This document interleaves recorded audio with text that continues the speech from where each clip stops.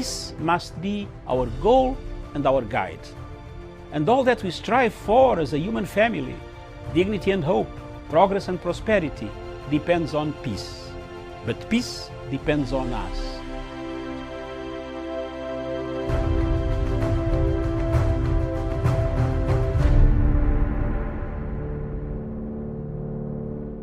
Kwamba niko na furaha tele sana siku ya leo. Na furaha yangu ni kwa sababu tuko hapa kutimiza ahadi ambazo tukiwa pamoja na baba tulisema ya kwamba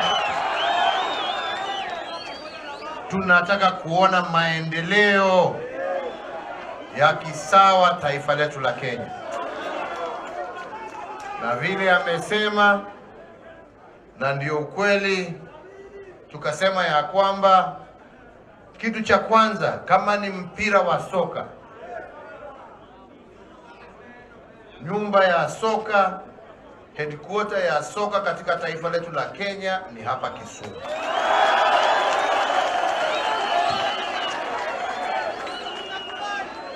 Na katika ahadi ambazo nilikuwa nimetoa, tulikuwa tunasema tutajenga stadiums katika kila eneo ya jamhuri yetu ya Kenya, kuhakikisha ya kwamba vijana wetu wako na facilities za kisasa ndio waweze kuinua talanta yao ambayo wamepatiwa na Mwenyezi Mungu, na tuanze kuona sasa vijana wa Kenya sio tu wakicheza mpira katika taifa letu la Kenya, lakini tukianze kuona wakiwa kule kwa runinga, tunawaangalia wengine wanachezea Liverpool, wengine wanachezea Manchester, wengine wanachezea nani. Na njia ya kuhakikisha ya kwamba vijana wetu wameweza kufika to that level ni kuwapatia facilities ambazo wanaweza kufanya mazoezi yao na kucheza, na hiyo facilities iwe ni ya international standard. Tukasema tutafanya ile grounds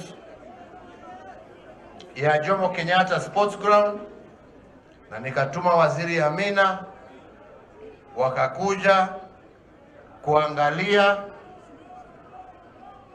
Wakati alirudi Nairobi, akaniambia ameongea na viongozi wakiongozwa na gavana wenu, Gavana Nyong'o, ya kwamba hiyo uwanja haistahili kwa sababu ni ndogo na haiwezi kutengeneza uwanja wa kisasa. Na yeye akapropose ya kwamba stadium itoke hapo na tuilete hapa kwa Showground. Nikauliza ndugu yangu Raila, wewe umekubaliana na hiyo? Akasema hata yeye amekubaliana na hiyo. Na ndipo leo hii tuko hapa kuweka jiwe la msingi la kuhakikisha ya kwamba hii stadium imeanza.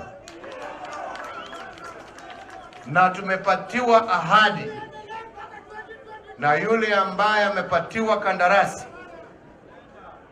ya kwamba mwezi wa 4 tutarudi hapa kufungua huu uwanja kirasmi na kuangalia na kuwitness timu ya Gor Mahia wakicheza na wenzao kutoka kule Ingoo.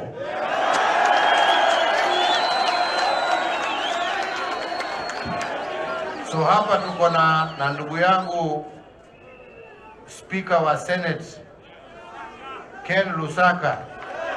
Nimemwambia aende ambie wajipange, tutaona ni nani atakuwa na nani atatokea juu siku hiyo. Si namna hiyo? Yeah. Na tukiendelea kufanya maendeleo kama haya, mambo haya ndio itahakikisha tuko na usawa na vijana wetu watapata nafasi ya kuimarisha talanta ambayo Mwenyezi Mungu amewapatia. Kwa hivyo vile Raila amesema hapa, sio ya kuongea mengi, lakini ningependa leo, kwa sababu vile tumekuja na kama huu utakuwa international stadium, vile nimeona hii barabara ya kuingia, hii sio barabara ya kuingia international stadium.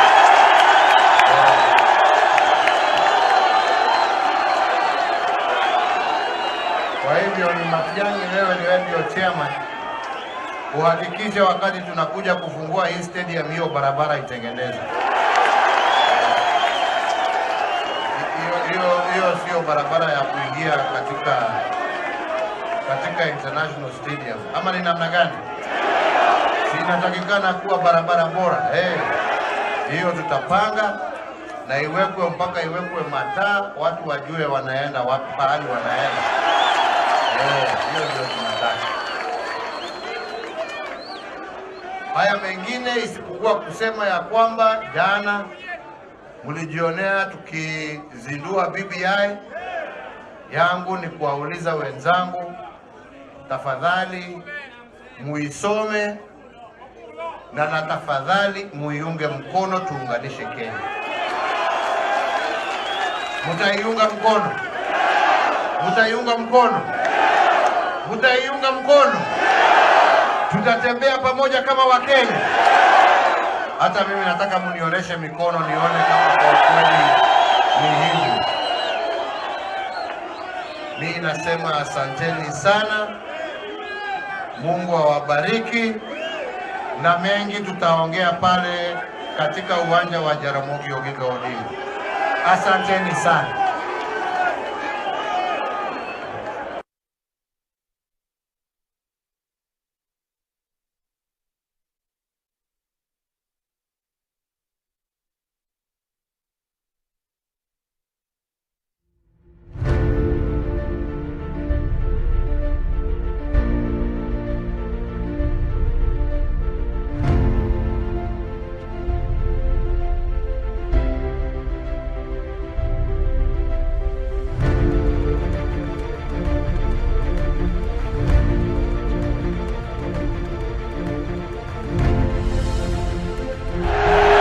Vijana hoye!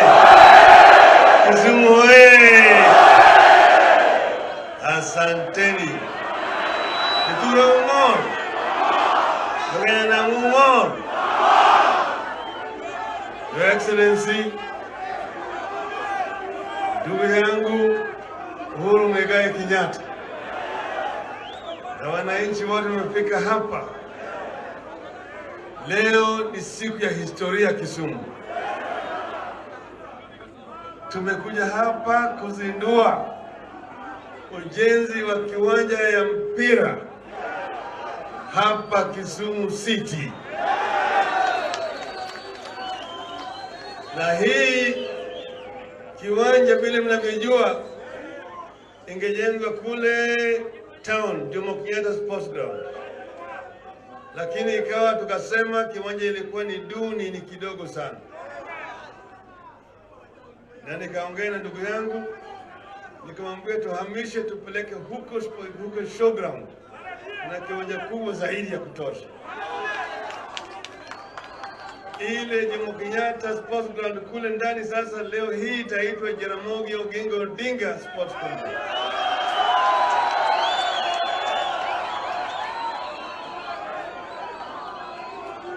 Excellency, when we were in Kisii juzi, ati Nyanza province ya zamani, Kisii ilikuwa headquarter ya riadha, athletics. Kuna riadha wakali ambayo wameenda mpaka ulimwengu yote, walikuwa wanatoka Kisii County. Kisumu hapa na Kakamega ni headquarter ya soka katika taifa la Kenya. Tangu zamani walipokuwa wanacheza ilikuwa inaitwa Remington Cup. Remington Cup ilikuwa ni kama FA Cup. Final ilikuwa kati ya Central Nyanza na North Nyanza. North Nyanza sasa ndio ni Western Province. Sasa ilikuwa ni kivumbi usiketi huo. North Nyanza walikuwa na wachezaji Shemshi Moto, Lija Lidonde, Neno Piche, Kumumari Wembe. Na timu ya Central Nyanza ilikuwa na Bobby Oronge, Ambrose Nyapada, Henry Rowiti, Bura Poyo, Olela Samusa Mkati wa Kaloleni. Ilikuwa wakati North Nyanza wanakuja kutoka Kakamega. Hii barabara tumefuata hiyo. Wanaanza kuanzia Kondele. Sasa ni mabasi karibu 20. Wanaingia ndani ya town. Wakiimba na kupiga ile sikuti. Wanaimba, "Hey mama, aingombe, hey mama, aingombe, hey mama, aingombe." Na sasa sisi kama timu ya Central Nyanza, maana yake ile mjomba wangu anaitwa Atinga Odima ambaye anafuata mama yangu. Nilikuwa nacheza namba 6 kwa timu ya Central Nyanza. Anabeba sisi. Sisi tunaimba kama nene kama nene kama nene kama nene kama nene kama nene kama nene kama nene kama nene kama nene kama nene kama nene wololo wololo wololo wololo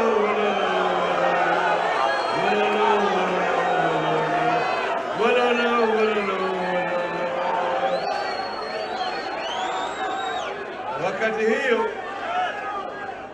rifari ilikuwa ni mzungu na linesman ni Wahindi. Sasa wachezaji ni Waafrika wanacheza kila naendelea mpaka mpira ikishe. Good morning, viewers. Thank you very much. Thank you for joining Punchline Africa Television from the Political Command Center, right away, miles away from Miriam. Good morning. I am here. Thank you very much. Back to you, Miriam. Mine is this.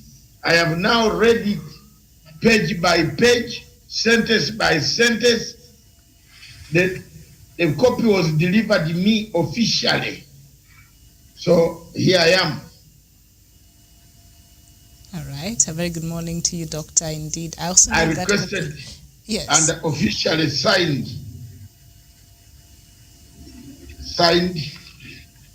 by the two men.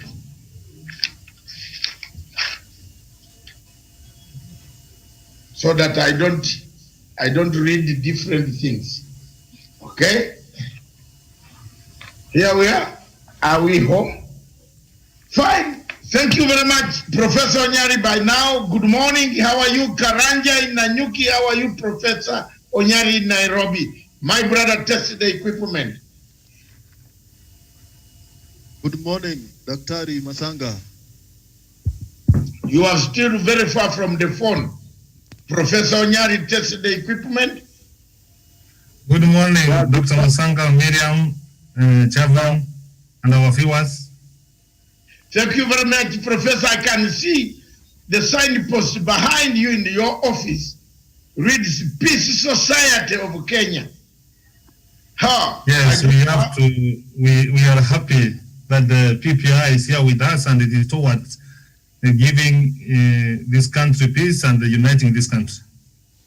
Thank you very much. Anybody who would like to read more about the redemption strategy, go to capitalfm.com.ke.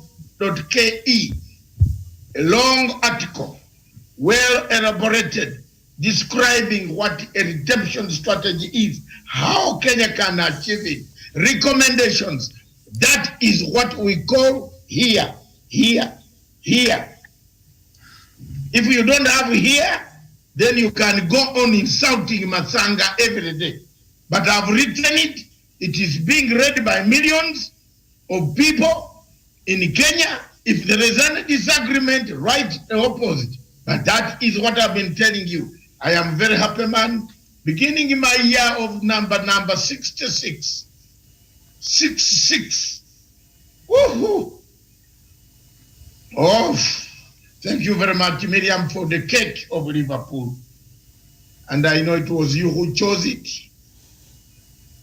Yes. In fact, your eyes show you chose it very nicely. I love it. Yes, we all did, and we are glad that you enjoyed it, and you're very welcome. And I think I will call upon, I have not eaten it since I am alone. I will call upon my colleague to bring it for me to show the people that the cake that was given to me yesterday was for Liverpool Football Club. Thank you very much. Do you know what you did? You looked for the soft spot where you can annoy Matsanga so quickly and make Matsanga very happy so nicely. And that soft spot, Miriam, is Liverpool. All right. I can even leave my food if we talk about them badly. We tried to look for Obotes, but we couldn't find. But we thought Liverpool would work just fine. Tried to look for who? Obote. Your vice president. If you brought that one also, Obote's photograph. Yes, it would have been fantastic. I would not even. He's gone, but he left a Messiah here. Thank you very much, viewers. Today is the punch. And this punch, we shall look at the headlines of the news. COVID-19 is back. I should have put that headline this morning. 1,016 people tested positive. You saw that yesterday. So are we back to reggae? No, we are back to bad manners. Reggae does not tell you to dance when you have not washed your hands. Thank you very much. This week, the week in perspective. Miriam, bring it up to us. All right, so we have a couple of things that we shall be looking that happened this week after we go through the statistics there, and we'll start with that Mashujaa celebration in Kisii that was led by President Uhuru Kenyatta, and also the unveiling of the Huduma number for the Kenyans who've been wondering what happened to these registrations that we made on Huduma number. And also we saw President Uhuru Kenyatta and Raila Odinga this week receive the BBI report, and for the first time President Uhuru Kenyatta officially opened the Kisii State Lodge, and of course yesterday the visit by President Uhuru Kenyatta in Kisumu, where he unveiled a couple of things, and so we shall be looking at that. And then after that, of course, the war on corruption. We saw yesterday the former PS Lilian Omolo only given 1 shilling as that was something, but we look at that when we'll be looking at the war against corruption. So before we get into that, then after that we shall move across over to some stories that also made headlines this week across Africa, and we shall be looking at Nigeria, where the protests still continue, and President Buhari yesterday spoke to the nation, but he fell short in acknowledging the killings that have been happening in that country. And also Guinea, we shall bring you up to date with the latest, and there has been some post-election violence there that people are said to have died. And also Ivory Coast, now the government seeks to reform the electoral process ahead of next week's elections. We have a lot for you over there. But first, let's start with the statistics of COVID-19. And we have, Miriam, yes. Don't forget before you move. Yes.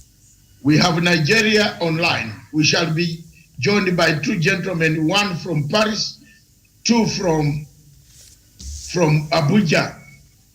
And for the first time, 1 is right in the palace. Woo! We are in the state, what is it called? State House? Mm-hmm. Wow. The White House in Abuja. Now it means we have pained so many people. So anybody who has got a soft heart, which is lingering with some disease, keep off. It is going to be hot. 2 gentlemen coming from Abuja and 1 from Paris. They want to talk about Nigeria when we reach the Africa perspective. Mm-hmm. Let's hit on the line for Kenya. Thank you. All right, very well. So the statistics as it stands right now, Kenya, the confirmed cases now stands at 47,212 cases. The death toll is 870 and recoveries stands at 33,050. Uganda have hit the 11,000 mark right now at 11,041. The death toll in Uganda is 98 and recoveries is 7,210. And then we go to South Africa, confirmed cases 710,515. The death toll in South Africa is 18,843 and recoveries is 642,560. And Egypt, being the second most affected country in Africa, confirmed cases stands at 106,060 cases. The death toll in Egypt is 6,166 and recovery stands at 98,624. And the total cases in Africa this morning stands at 1,612,902, and the death toll in Africa is 40,215 cases, and recoveries is at 1,326,663 cases. The global cases right now is at 41,994,636, and the global deaths are over 1 million, standing at 1,142,745 cases, and the global recovery stands at 31,187,307. And I really must add there, these figures are subject to change because all countries across the world keep updating their latest confirmed cases there. So if you go there in 5 minutes, you might find a different figure altogether. But that is where we are in regards to COVID-19. Doctor, as you said there, the figures continue to go up, and we've talked about this so much. So let's just keep our eye and see what will be happening camps next week. It doesn't stop us talking more. That today, let's give another one. The figures in Kenya are rocketing. Your Excellency, children should have been left home. Your Excellency, the bad manners have returned. Your Excellency, the curfew is being misused. Your Excellency, even people have gone to the extent of importing soundproof discourse. Your Excellency, these are things your systems, your intelligence network should be telling you. It is true, sir, they are dancing at night. They do. Some people come home at 4, some call you that come, everything, especially in Mombasa. The people in Mombasa, cars travel the whole of the night, go and sleep in one of the hotels in Mombasa. You will see cars passing on the road. Are these police cars? Are these people on the coast? Do they observe a curfew? Then you come back and make a decision. But I am saying, if I were you, our parent, first I would wait until January not to take my child to a school which is already in chaos. Look at how many schools have been closed. Thank you. That's my take. All right. Very well, Professor.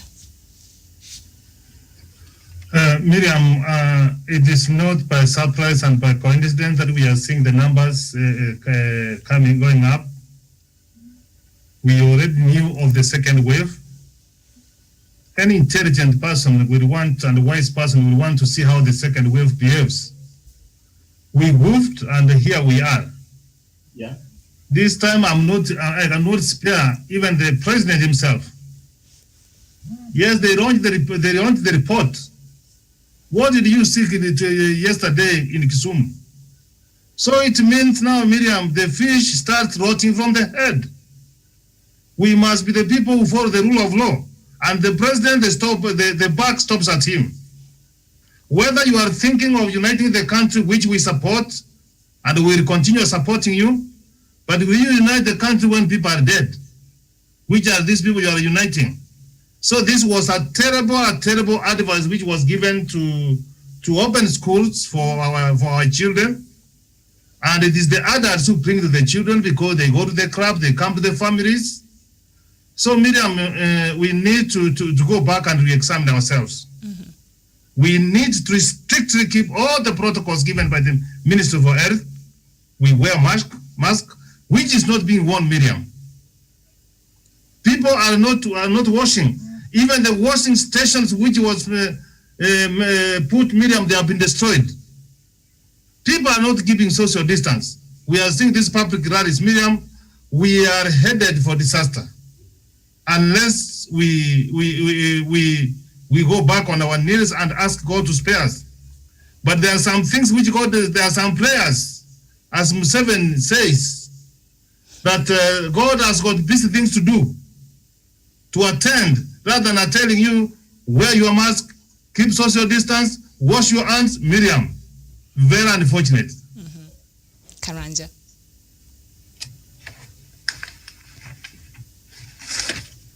Karanja, are you there? Yep. Go ahead. That this coronavirus is a serious disease, and we were on the cause of saying that school should not be.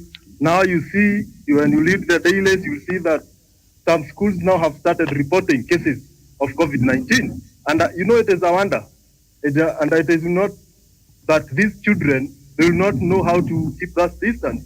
They will spend it like a forest fire, and by the end of the day, the Minister of Education will realize that they made a very hurried decision, because our lives and the students matters a lot.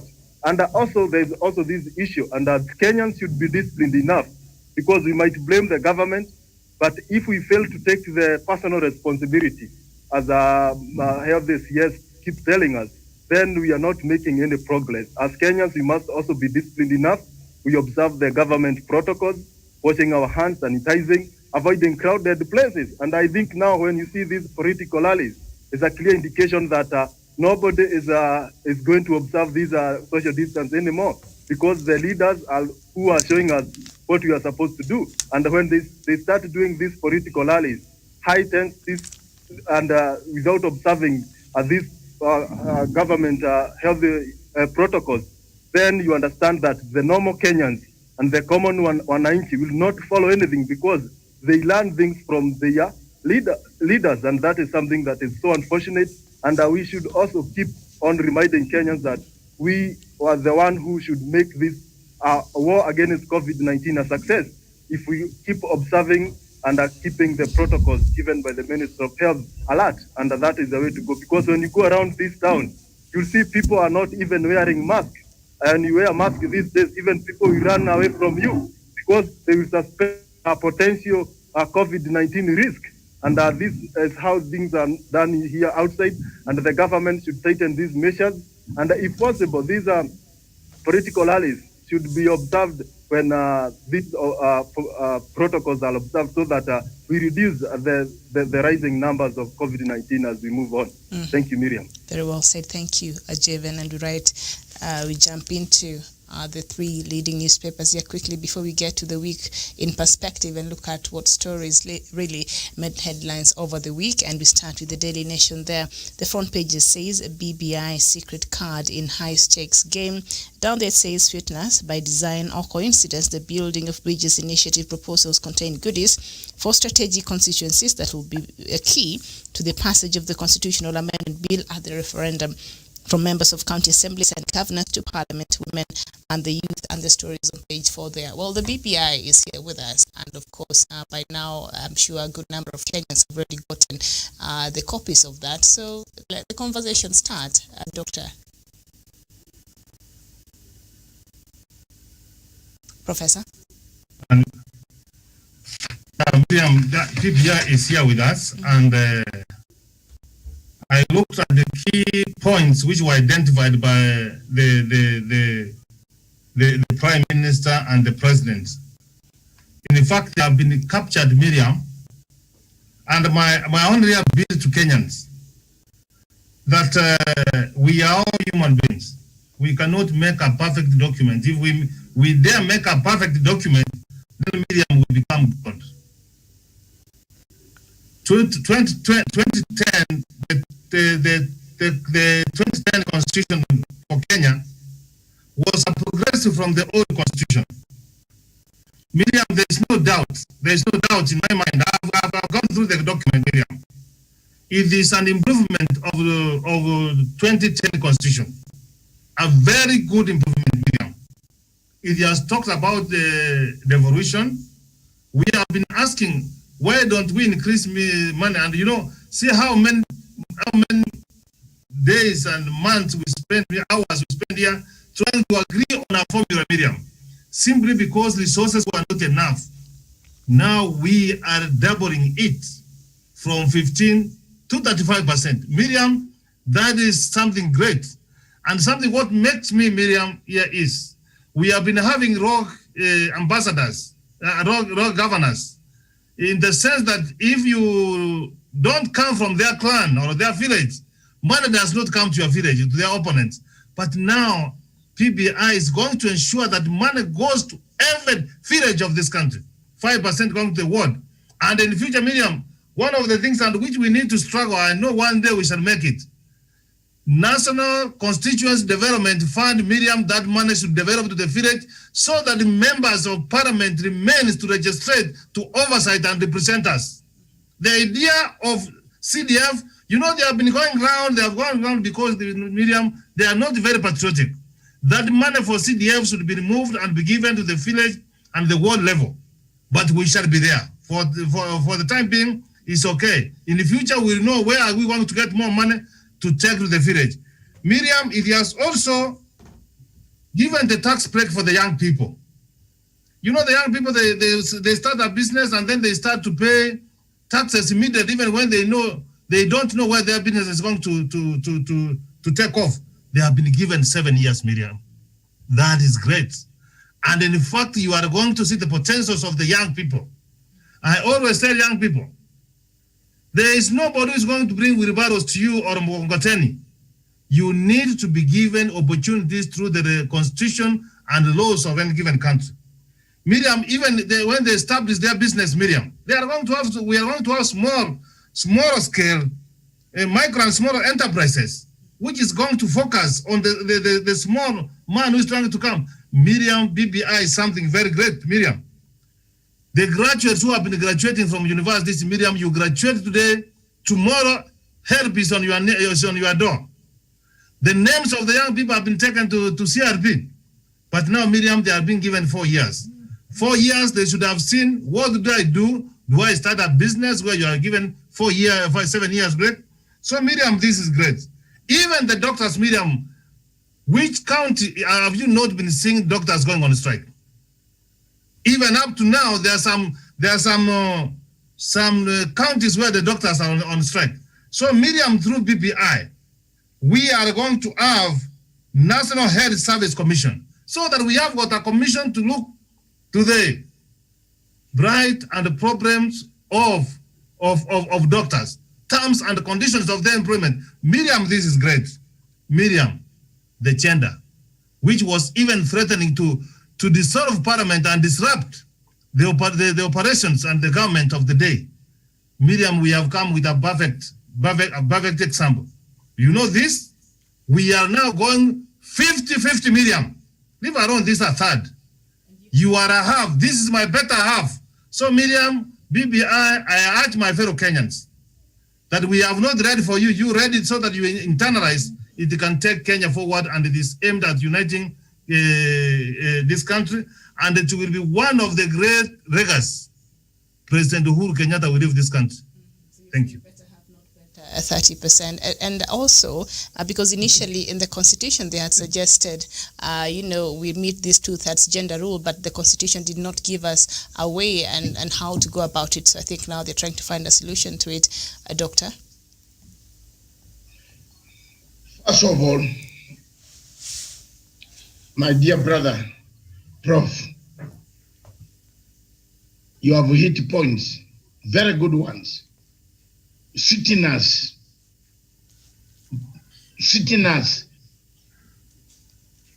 if there is a strategist who did a strategy to leave somebody out, and you can oppose up to Angel Gabriel, is this BBI.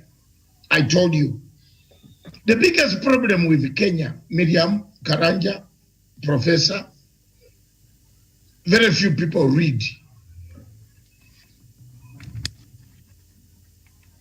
Miriam, you are lucky you don't post anything on Facebook. I don't know whom you post because I would have found you. But if you post something material, people don't read.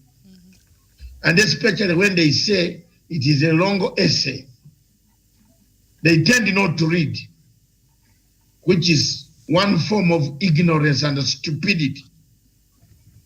Because one, either they are ignorant, two, they are very stupid, or three, they are malcontents who oppose everything. I saw another lady this morning on KTN News claiming to be a youth with very bad, makeup. What is it called? This thing here. What is this thing here? Yeah, lipstick. What was the mouth saying? That's what I want to hear. No, the mouth is ugly. If the mouth is ugly, we describe it.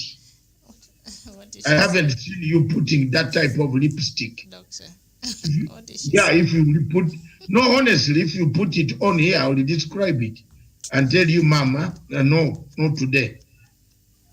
This woman claims to be a youth leader.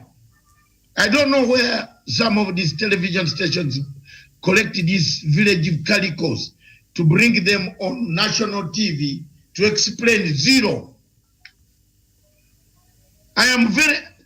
We have spoiled our television stations.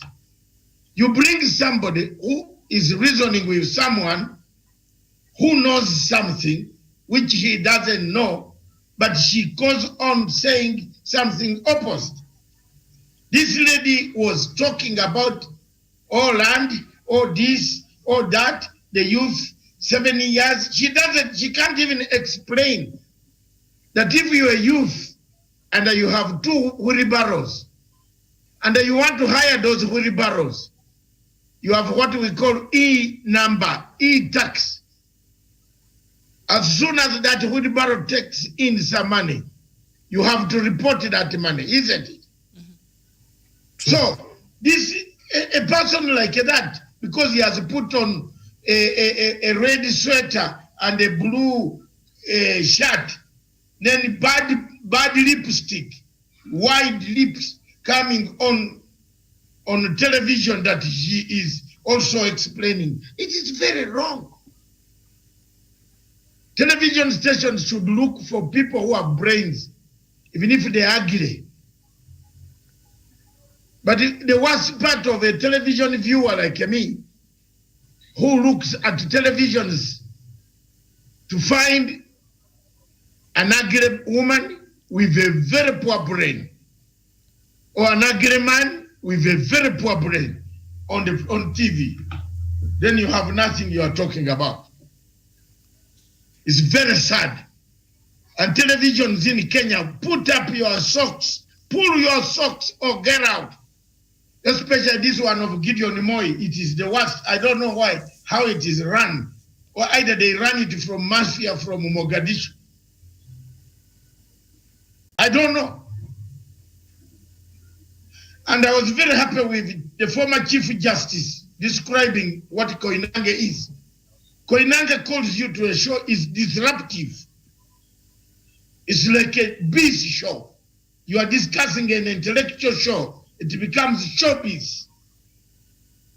You are distracted with cylinders, theatrics, moving with the court here, saying this.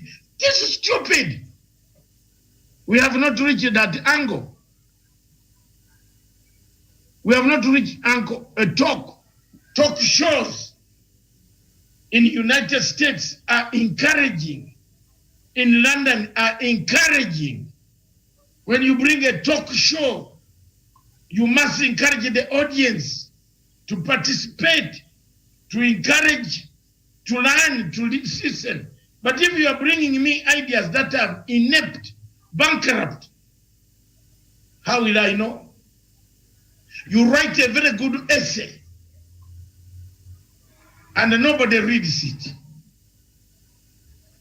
And then it comes to the TV to say something he didn't even read. He has not read. He has read the name of Miriam Ogutu. He has read the name of Professor Onyari. That professor, no. You know, we have that habit, Miriam, now. Coming back to the point here, this book here has a lot of meaning for Kenya. I wish Kenyans kept quiet, read it in silence, understood it, looked at the rights, the bills of amendment, some of them that have made very many difficult conditions for the president to deliver. I wish people knew and understood that. I wish people read and came out with good proposals, either to change some of the things. If I were the deputy president, for example, I would be very happy to encourage my people to read and support, because the D-Day is Monday. Either you come in Bomas to say you have no option, deputy president. The option, you killed them yourselves. You destroyed your options. So you have one way route, one road towards Jerusalem. Either you enter the temple, stay with Jesus, or you go out and stay with Caiaphas, the high priest. That's it. Don't you see where we are heading? Towards Monday. If you come, if you appear in Bomas, you have to deliver your position in the Bomas. And the people don't expect you to have both ways. You can't eat both. Lazima usimame msimamo moja. Useme mimi napinga hii au sipingi hii. Kama unapinga, if you actually oppose the BBI, come out openly. And the people will try to convince you to come back. Why BBI is good. Because not every Kenyan wants chaos. And I was telling Miriam to look for Fanon funds. Madam, you did not come back to me. I've not forgotten. Frantz Fanon. Yeah, whatever you call it. Frantz Fanon or Fanon Fanzi, whatever. I just wanted you to read a caption of what he did. He first of all made people poor. He went for the poor class. Then among the poor class, he created violence. Used the violence. And the violence alone. If you go to Dar es Salaam University, you Google Dar es Salaam University, President Museveni thesis, it will bring you what he wrote. He wrote on Fanon funds, or Fanzi, whatever, Fanzi Fanon. He wrote, Miriam, I think you have now found out. He wrote on violence. He started planning his violence right from Dar es Salaam University. So in Kenya, there is violence being slowly being planned, the wretched of earth. The wretched of earth is happening here. If you don't see it, then call this man stupid. Go under tear and unfortunately, I will not allow my certificates to be eaten by termites, like the Chief Justice of Nigeria. All right.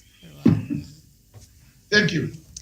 Okay, so Professor, yesterday there's something that of everything else that happened there in Kisumu. We know President Uhuru Kenyatta and Raila Odinga were yesterday in Kisumu, but something key that I saw President Uhuru Kenyatta say, and when he said it, you could tell even from his body language, he must have meant every word of it.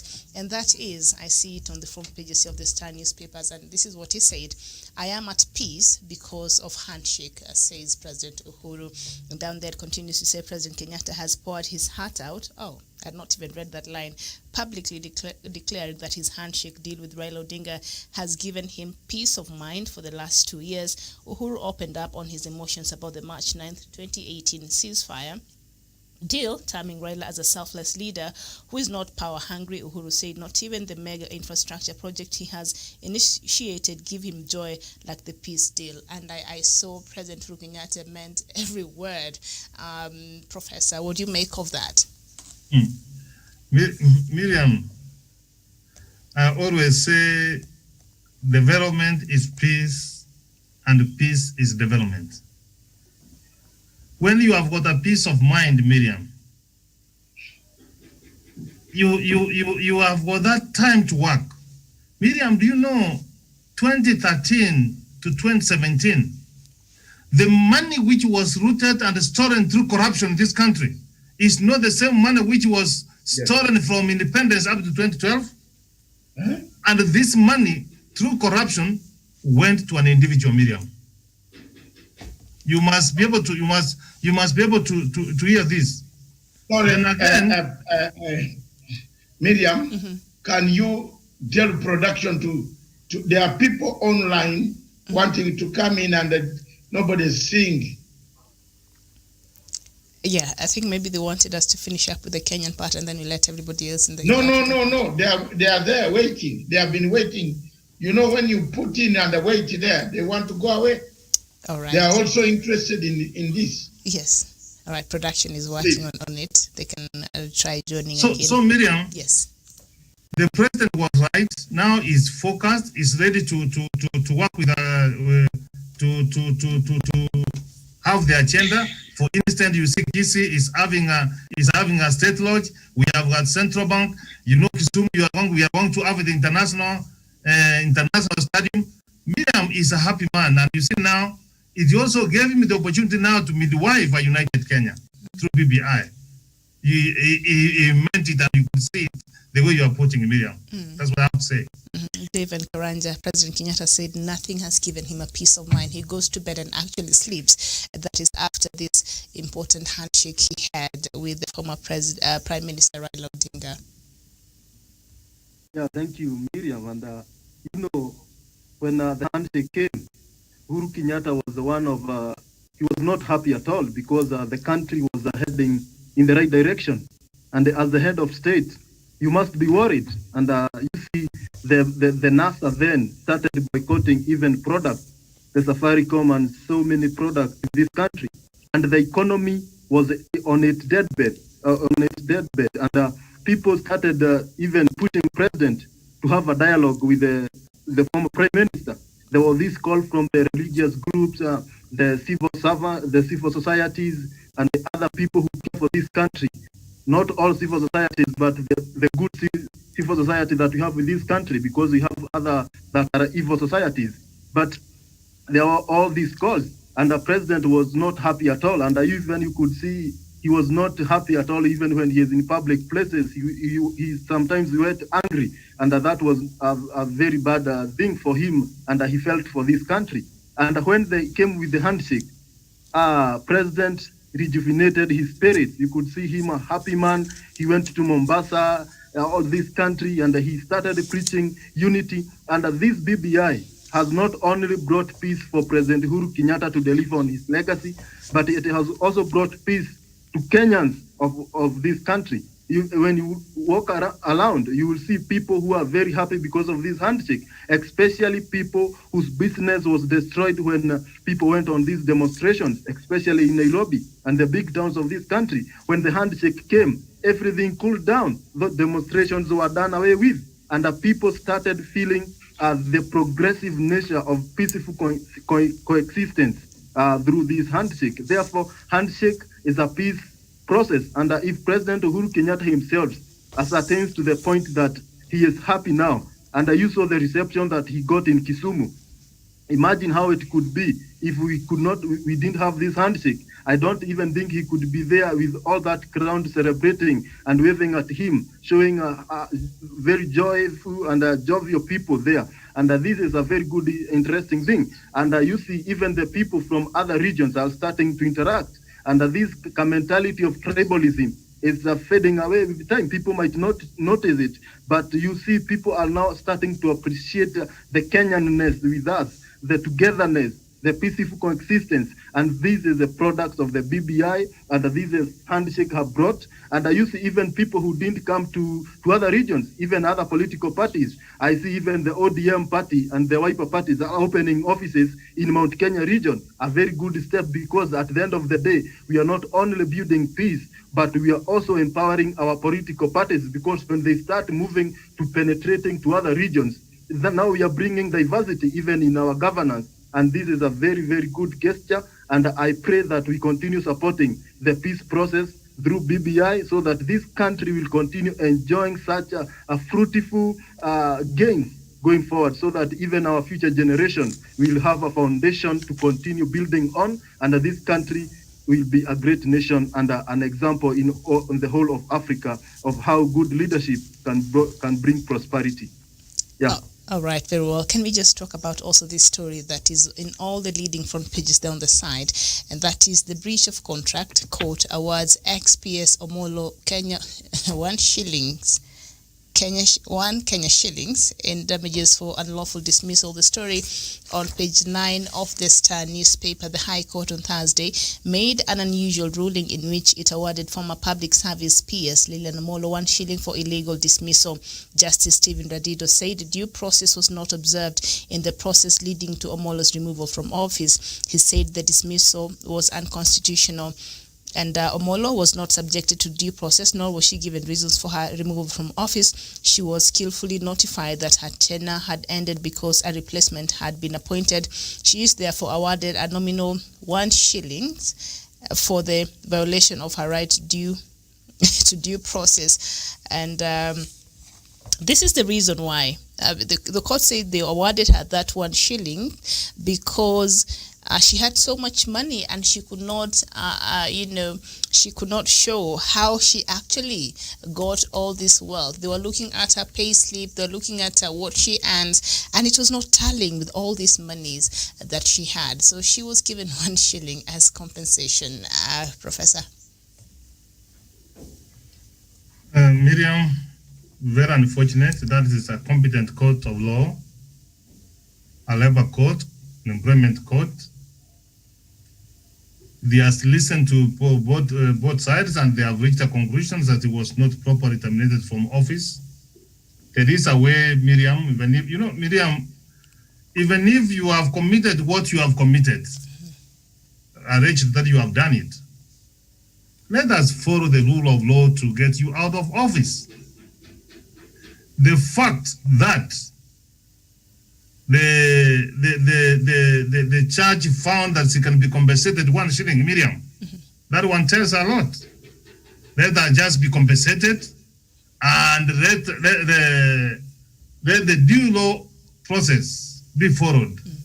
And if the case is going in court, she could have, the judge could have said, you are subject to the, those are my thoughts. Those are my cases which go to court, Dr. Masanga.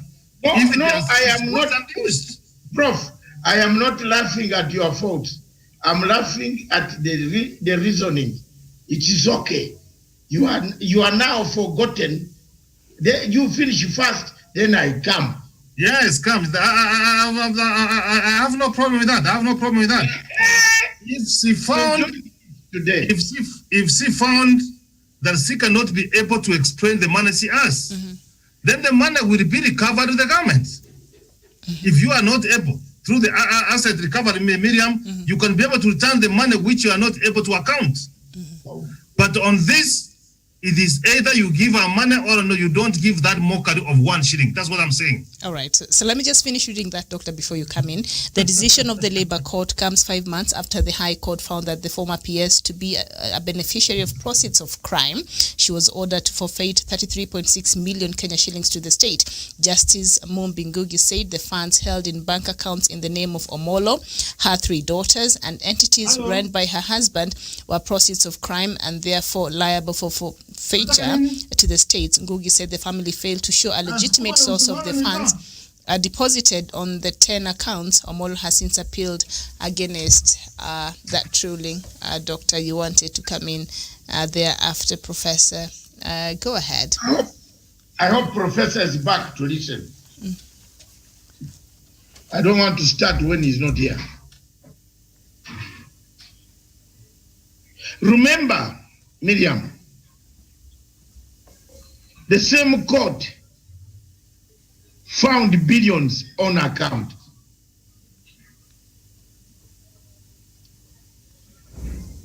What's the procedure of sacking a civil servant?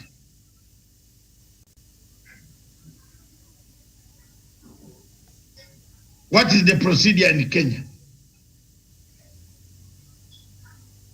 Professor Nyari says she had not declared that money at all. The money was a stolen proceed, stolen from the job, through the job, by the job.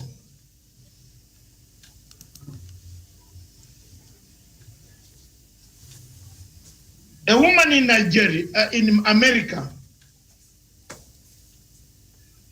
a woman in America is accused of killing a husband after she served the entire life sentence. Prof, she got out next to the village where she was.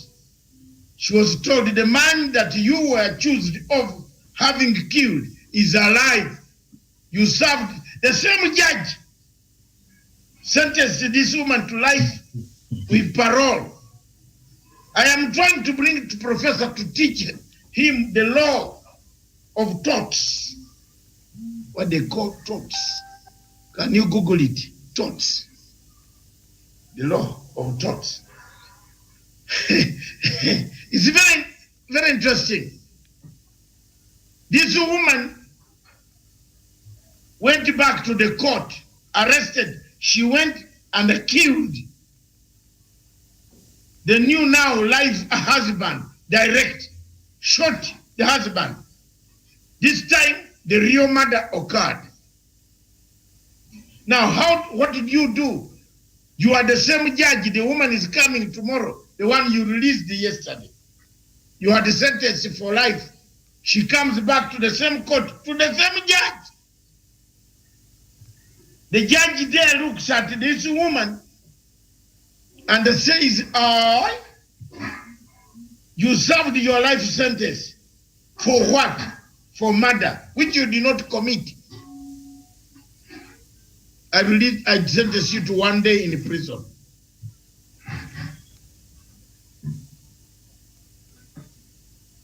One day in prison. Manslaughter can take you 1 day in prison. You have been sentenced for 1 day. That's enough. The law of Kenya is very clear. If you plead that I had to kill this man because I suffered 25 years in prison when the man was enjoying with another woman next village,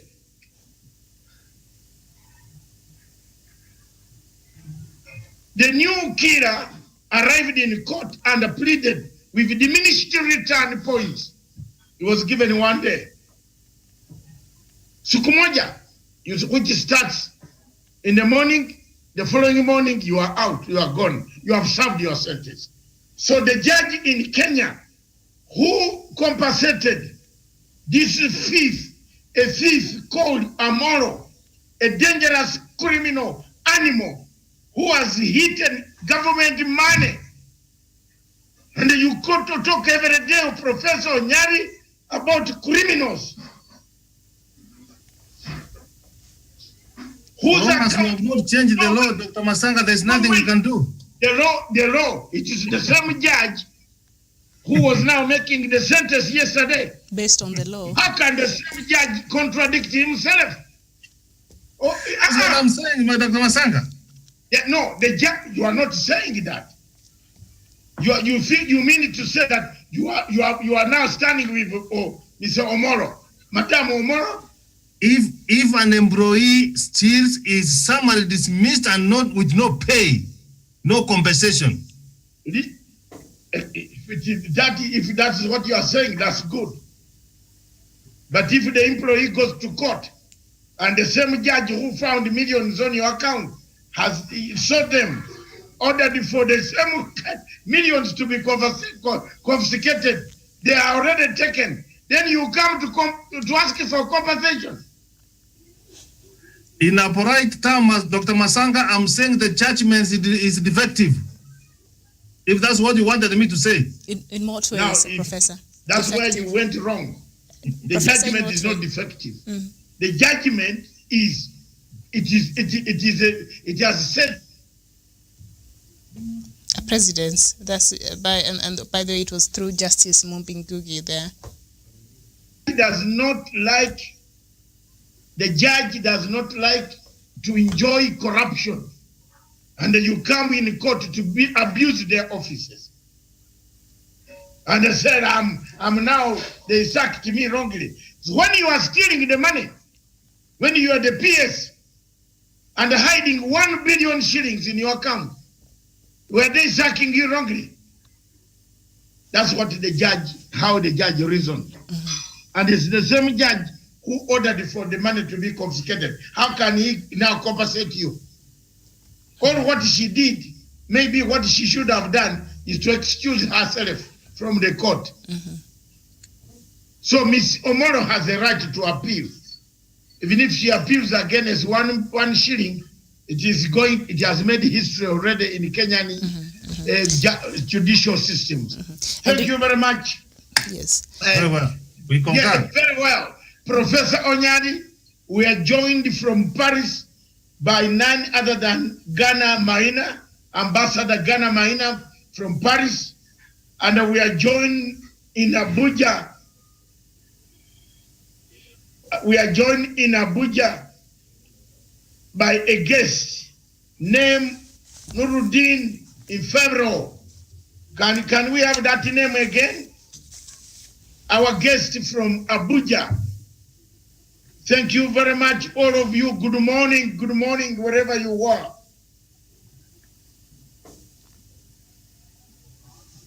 All right. Ambassador Maina, good morning. I don't know why today you don't want to speak with your face. We want to see your face from Paris. Good morning, everyone. Yeah, thank you very much, Ambassador. This house of yours in Paris is very fantastic. That's why are you one of the imperialists we are looking for? I am trying to tell Professor, when you work so hard in Africa, you need to get some money at least to buy some houses in Europe.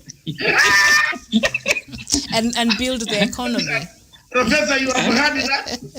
Ambassador Maina has already bought a house in Europe. I leave Ambassador Maina to history. I will not say anything else. History will come to church you, not me. Professor, then open an offshore account over there too. So, Ambassador Maina, good morning. Good morning, sir. Mr. Nuruddin. Good morning, sir. Mr. Nuruddin, try to unlock the speaker. Introduce yourself. We want to see you. All right, as they work on that, Daniel also I think joined earlier. Daniel, good morning. We can have our Wesonga. Yes, a very good morning, Miriam. And of course, I've been following the debate, and I totally agree with what Dr. Masanga is saying. And also, yes, when we look at the judgment that given yesterday in regards to former PS Omolo, Lilian Omolo, you understand that under Section 49, subsection 4 of the court, in addressing this matter, in its mind, the two issues you could likely look at it to account at the various factors, and it goes into the matter of the conduct of the employee, and of course it does not come as a surprise, and therefore she has the right to go and appeal the judgment. And also the Employment Act only provides for 12 months maximum. Okay, thank you very much, Daniel Wesonga. Thank you very much, Daniel Wesonga, our investigative journalist, right from the central city of Nairobi. Across in Africa, we have a gentleman from Abuja, the capital city of Nigeria, the capital city of one of the countries of Baba Tafawa Balewa. Yes. The only man who was the person they killed. You see how they counting them. Yes. They killed Baba Tafawa Balewa. Today, Nigeria is no more. Thank you very much. Welcome to the show, Your Excellency, from Abuja in Nigeria. And thank you very much. Yes, thank you. I greet everybody. Can you hear me? Yes. Okay, I greet everybody this morning. And it's very good and it's a pleasure to be with you on this chat from Abuja Live. From Abuja Live. We are the only television station that has been frank about the issue of Biafra and Nigeria. We have no regrets for Buhari, because I am also a general in the army. So if he wants to touch me, we touch each other. He can threaten Nigerians, but not me. I left the army with the rank of a brigadier general. Wow. Therefore, yes, I was in the bracket of the generals. And that's it. So tell him, give him the message very clear that unless he changes his behavior, the tide is coming. The wind is keeping. Baba Tafawa Balewa is singing in the grave. The tide is coming. Thank you very much. And then across in Paris, yes, we shall give you a lot of time today to talk. Across in Paris, we have a gentleman, a good ambassador, a friend of ours, Ambassador Gain Maina. It's my brother. We worked together in Nigeria. We lived together in Nigeria before he left for France. He's quite a gentleman, and I apprehend and I appreciate his putting me online with this great honor to be with you guys. Actually, I would say it is fortunate and it's unfortunate. It's fortunate we have a president who is a retired general and is supposed to know what security of a nation is all about. But it is unfortunate that we are seeing what is happening now, and we didn't envisage things will go this way. Should we say he doesn't have good advisors that are really advising him how to go about the insecurity in Nigeria? I don't know, because I have lived in Europe for 30 years before I relocated to Nigeria. I have participated in politics in various capacities in Nigeria. I was a Guba candidate for one of the states in Nigeria, and we know what the youth wants. And it is very pertinent for us to always key and take actions when things are going wrong. What is bad is bad. You know, it is very unfortunate in Nigeria. Politics is about sentimentalities, religious, ethnic, and ethnic sentiments are put into Nigerian politics. That is why we are not getting it right. What happened recently will have been avoidable. You know, it's something that has been happening for the past 3 years. The youth has been clamoring to end SARS, police brutality, and the government has not been doing anything about it. because the police themselves has become the thieves. I'm sorry to say myself, I was a victim. I was a victim of this incident when I was traveling from Abuja to my state, South. When you see a policeman on the highway, it's like he will aggress you and he will always want to tame what he can from you. It's wrong, very, very wrong. And we have been crying all over this for years, reforming the police structure, reforming the Nigerian political system. We need to restructure Nigeria. Nigeria is big, 200 million people with 250 ethnic groups. It's not a joke. We have lived together for 100 years after the amalgamation. And the agreement on the amalgamation says we live after 100 years. Now we think whether everybody have to go is on an old way or we continue. If we are going to continue, then we have to restructure. Because in these present days, we Africans, we human beings, we are getting intelligent. We are getting intellectually inclined in what is to be done. So we will restructure accordingly, according to our intellectual belongings. So that's the problems we are facing in Nigeria. It's a very, very unfortunate what has happened. And I think every state governor is trying to comply with the youths. A lot of destruction has been made for the past 1.5 weeks since this protest has been going on. And let's see how it goes. And we are happy and we appreciate you, the African brothers, getting interested in our welfare in Nigeria. We praise you. We appreciate you for getting interested. Thank you, my brothers and sisters. All right, and before Doctor comes in, Doctor, before we have him post there, I just have a question, just a follow-up question of a couple of matters here that is brought up, and that is what does the youth in the country there want in Nigeria? And we know President Muhammadu Buhari yesterday in a national TV address spoke about the unrest that has gripped his country in the recent days. Buhari in his speech, however, and notably did not mention the shootings of the peaceful protesters on Tuesday there in Lagos, the commercial nerve center of the West African state that prompted the international outrage. And President Buhari has been accused of being aloof and out of touch with the problems that are plaguing other people in Nigeria, especially the youth there. So why do you think President Buhari could not come out and castigate the live shootings of the protesters by the police?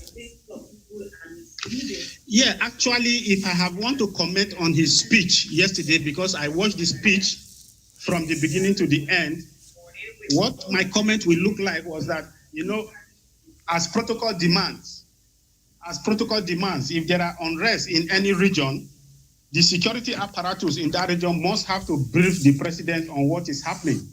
We have been waiting for him to make a speech on this issue for the past 2 weeks, but it is very unfortunate after the death of these youths, he only came out to make the speech yesterday. I want to assume that the security apparatus might have briefed him on what has happened. But the clarity of issues here is the briefing of the issues that have happened in Lekki, Lagos, day before yesterday on the 20th of October, has not been properly investigated. Some social media will say only 2 people died. Some social media will say 70 people died. Some say 40 people died. Amnesty says over 12 people died. We were watching all this. So I can't exactly say why he did not lay emphasis on the Lekki shootings, because it's so unfortunate. I watched his speech. It's very unfortunate he did not make emphasis on that. All right, Doctor. Thank you very much, Miriam. Okay. One of the worst, darkest areas of history in Africa, left behind by the colonial masters, our British colonial masters, is the cobbling of Nigeria. Nigeria was cobbled into several units 100 years ago. I agree with my brother here that is one of the worst colonial mistakes that was done, that is coming to haunt the colonial master, the current leaders, the youth today, who are well organized. Very, very organized. To trace back the history. Let's begin from there. When you talk of a president giving a speech, which speech? This president is speechless. President Buhari came back to finish what he did not finish in 1967. I want you to understand me, my brother. Any student of political science who followed the Biafran war like me, I will tell you that Buhari came back to finish what he did not finish in 1967. Immediately he took over power. Remember, he overthrew a government. Yeah. He tried to finish it. He was also overthrown. Yeah. Now, Yeah. I want to tell you, then he came back. He went into opposition. Retired Major General or General Buhari comes into opposition, organizes opposition with the help of the French, where this man is seated. This one here. This man here in Paris. In a good refugee way. You know, this is the whole problem of Africa, is that one. You see, the whole problem of Africa is Mr. Maina. The way he's seated, Africans love buying houses outside, but they don't like houses inside. So we have a problem there, including myself. We love going to Africa and do some other things out there than doing them in Africa. At least for me, I have come back. I put up a television station that serves Africa. You can imagine Mr. Dangote, one of the richest men you have in Nigeria, cannot advertise his cement on an African television station. But he advertises cement on CNN. On CNN, Does America buy cement? No. Okay. I'm bringing you down. Buhari came to finish a job which he had missed twice. 1967 war, it ended in my country, in Uganda, when we signed that agreement. You remember? It was Obote, my president. That's why I fight. Yes, that's why I fight for the Igbo people. I stand for them. I don't care, damn, whatever you want to say. You can say it. I'm not bothered. I am standing for the Biafran people. Because my president died, he left me on, the only man in the middle, standing today, who saw the agreement being signed.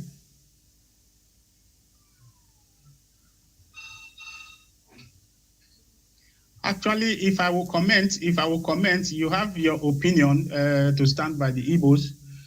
But actually, what makes a country to be unique is the diversity of ethnic groups coming together to be one nation. What we have in Nigeria is nations coming to become a country. You know, we have nations coming to become a country, and each and every of these nations has its culture, has its tradition, and has its level of understanding of what this amalgamation should be. Yes. So what we are clamoring for now after this amalgamation is to restructure Nigeria.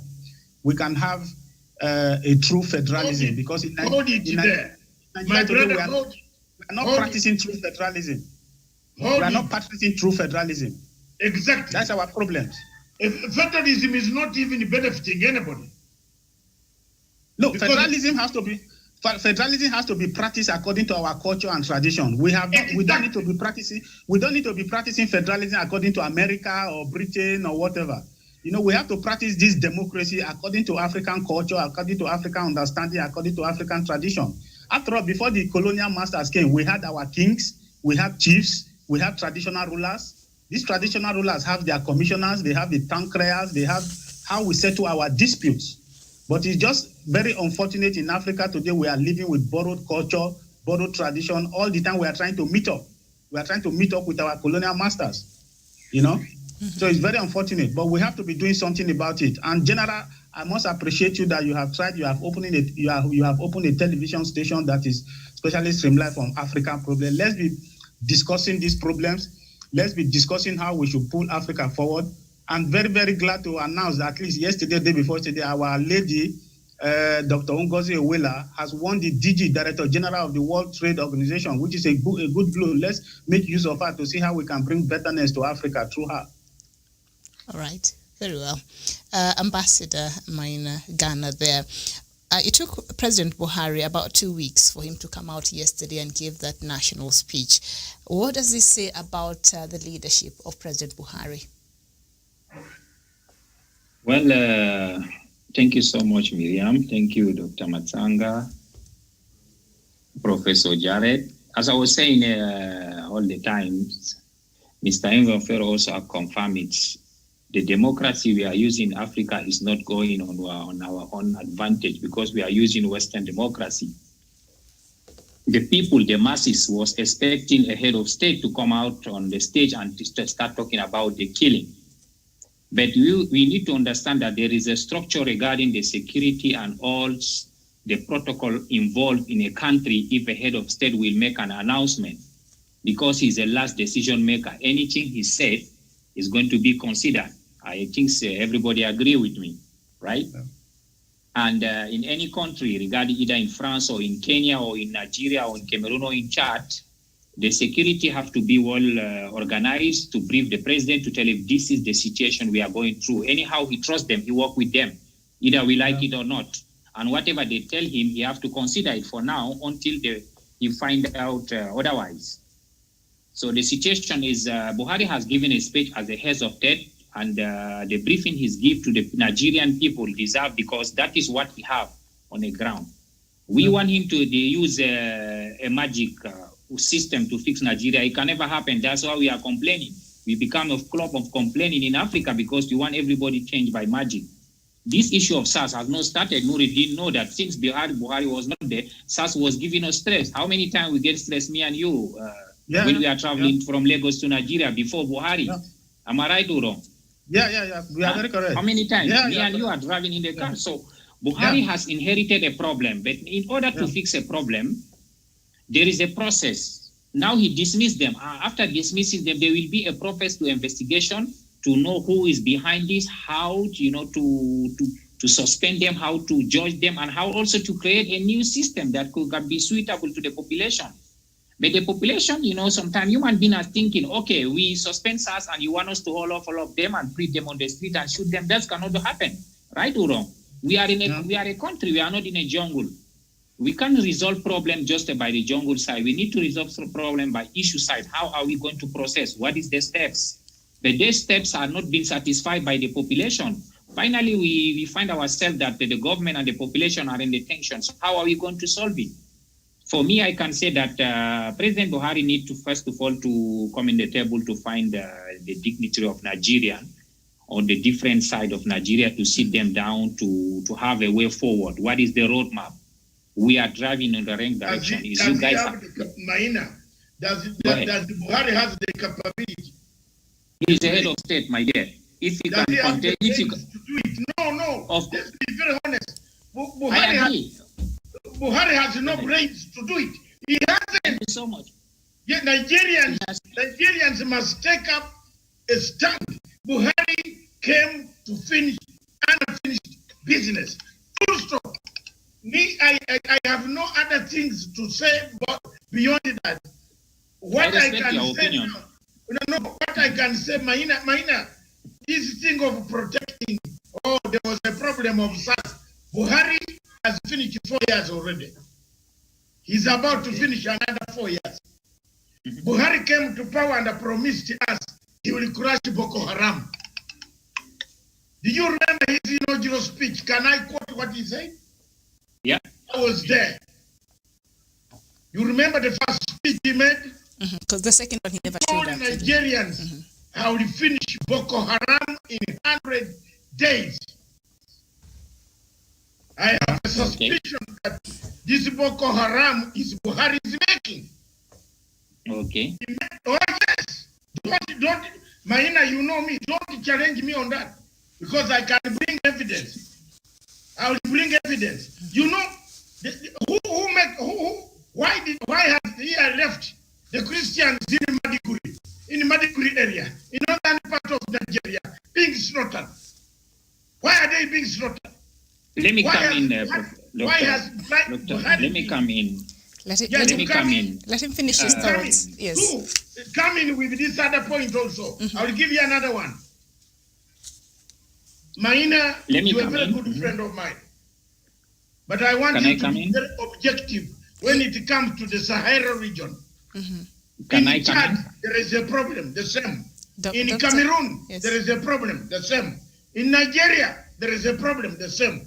Boss, today you will not leave this station. And we shall without- look at For me, we shall I look see at the Africa, we have insecurity. challenge, we don't have any problem because before we born, this the same issues is there. So for me, it's not a problem. All right, It's just a challenge. Ambassador, go ahead and finish The your thoughts. situation Yes.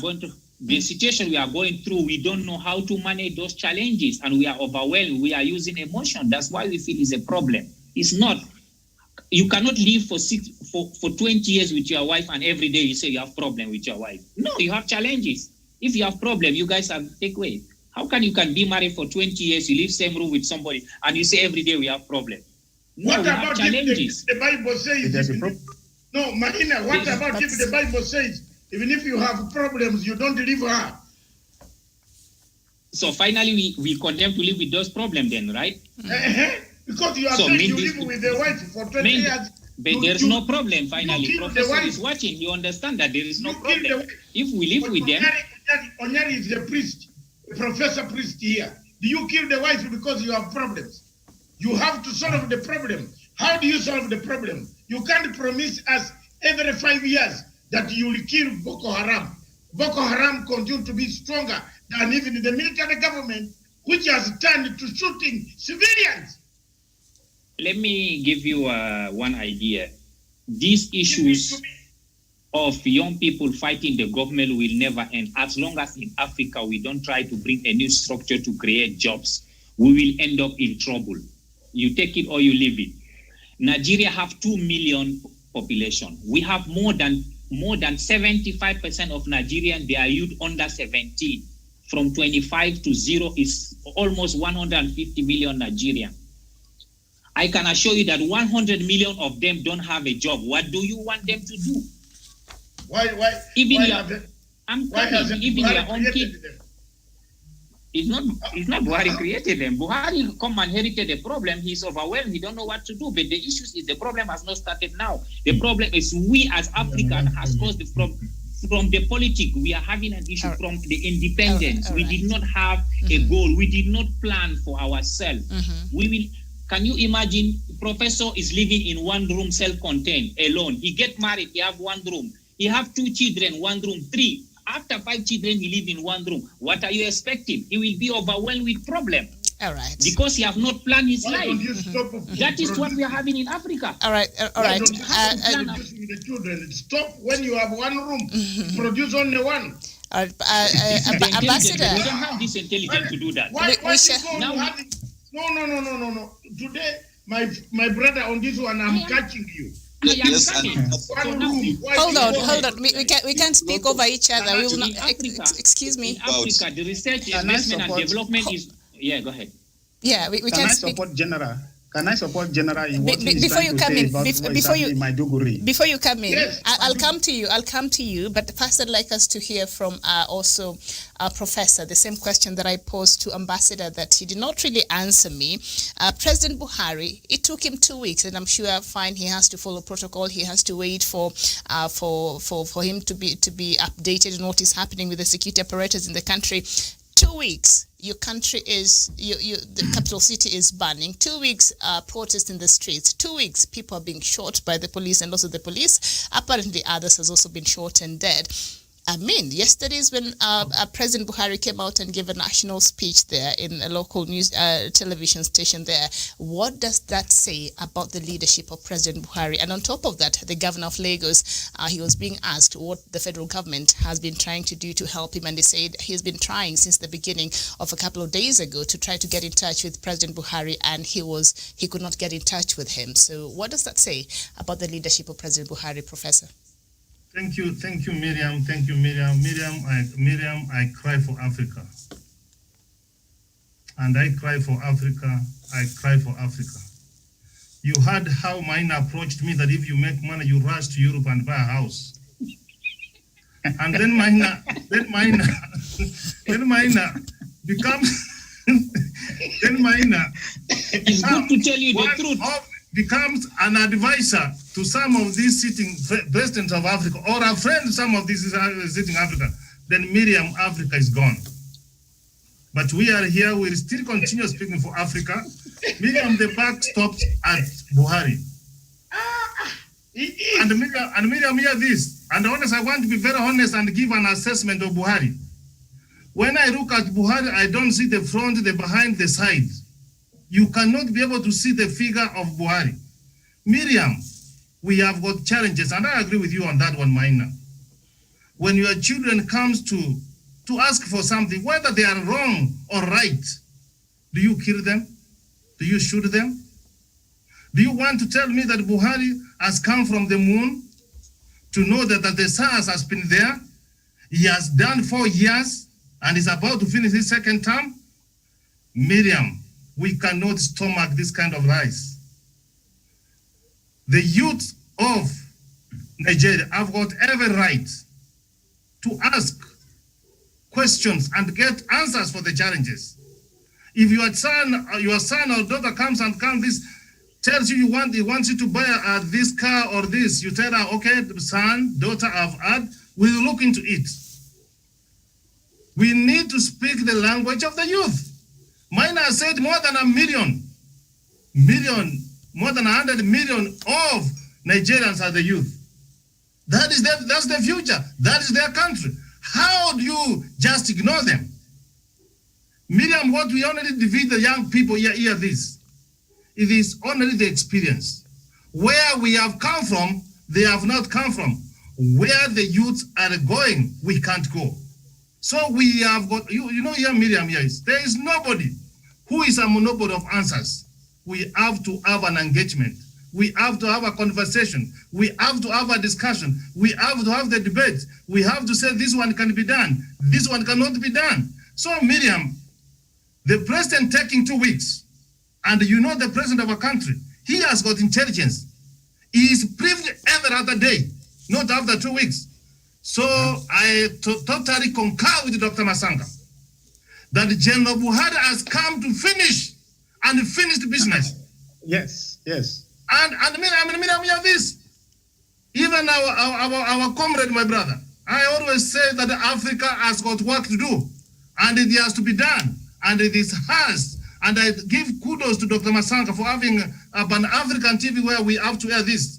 So taking 2 weeks, Miriam, to come out, you hear your children are being slaughtered outside, and you don't take action, and Maina is trying to tell that he's waiting to be advised. What nonsense is that we are telling the people of Africa to hear? But he has been tweeting, Daniel, before I bring our guest from Nigeria. What you need to do?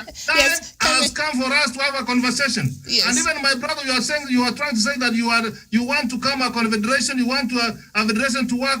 My brother, when it comes to self-determination of the people, give the people the opportunity to say they want to be part of Nigeria or they want to go their way. Those are God-given. You can't force people to be together. Give them an opportunity. So the Biafra people, the Igbo people, give them an opportunity. If they decide to be part of Nigeria, so be it. If they decide to go, so be it. Self-determination, my brother, there's nothing you can do. It is God-given. You cannot force me to associate with you.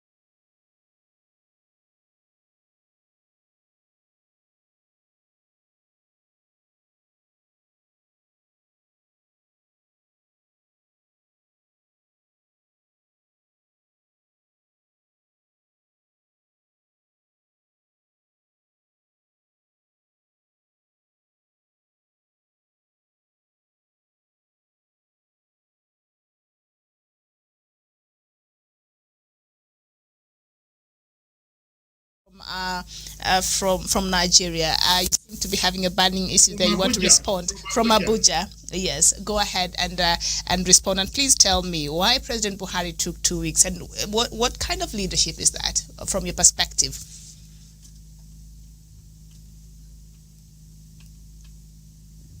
Abuja. Our guest from Abuja. Is it Nuruddin? Nuruddin, yes. We have lost him.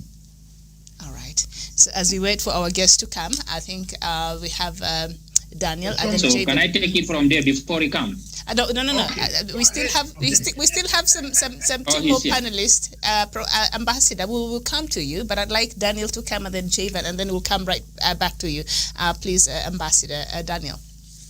Yes, thank you, Miriam. And of course, for the first time, I've been able to listen to Nuruddin, who is in the same country that we are having this precarious situation in Abuja.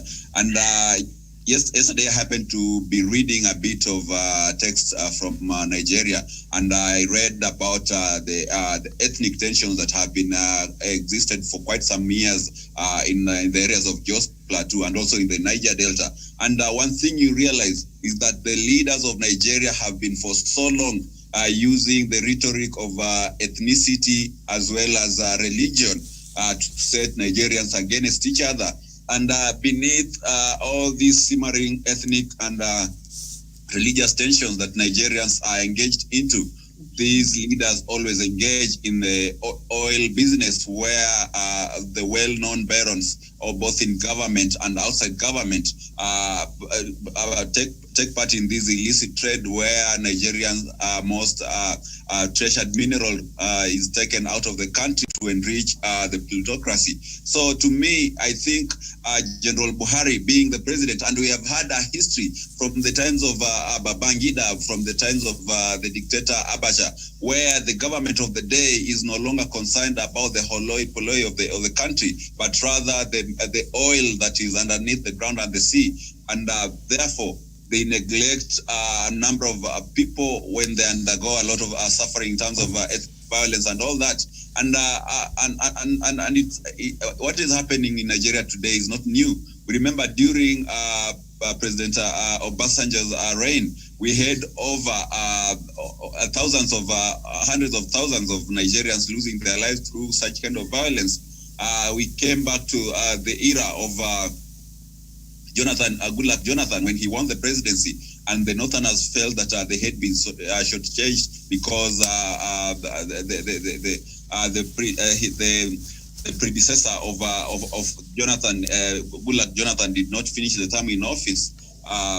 They felt that they had been shortchanged. We had pockets of violence which went on unabated. So to me, I feel it all starts with the government of the day. If the government of the day is able to curb such kind of atrocities, and in this case, we are not just talking about inter-ethnic violence. We are talking about an agency of the government, the security agency that has been accused of committing atrocities against its own people. And therefore, the buck stops at President Buhari and his allies. If he's not able to control whatever the government forces is doing to his own people, then it shows a lack of leadership, it shows ineptitude, it shows deficiency in a way that he's governing the country. And therefore, it gives every Nigerian of a good and sane conscience the admonition to do whatever the Nigerians are doing. And as Professor said,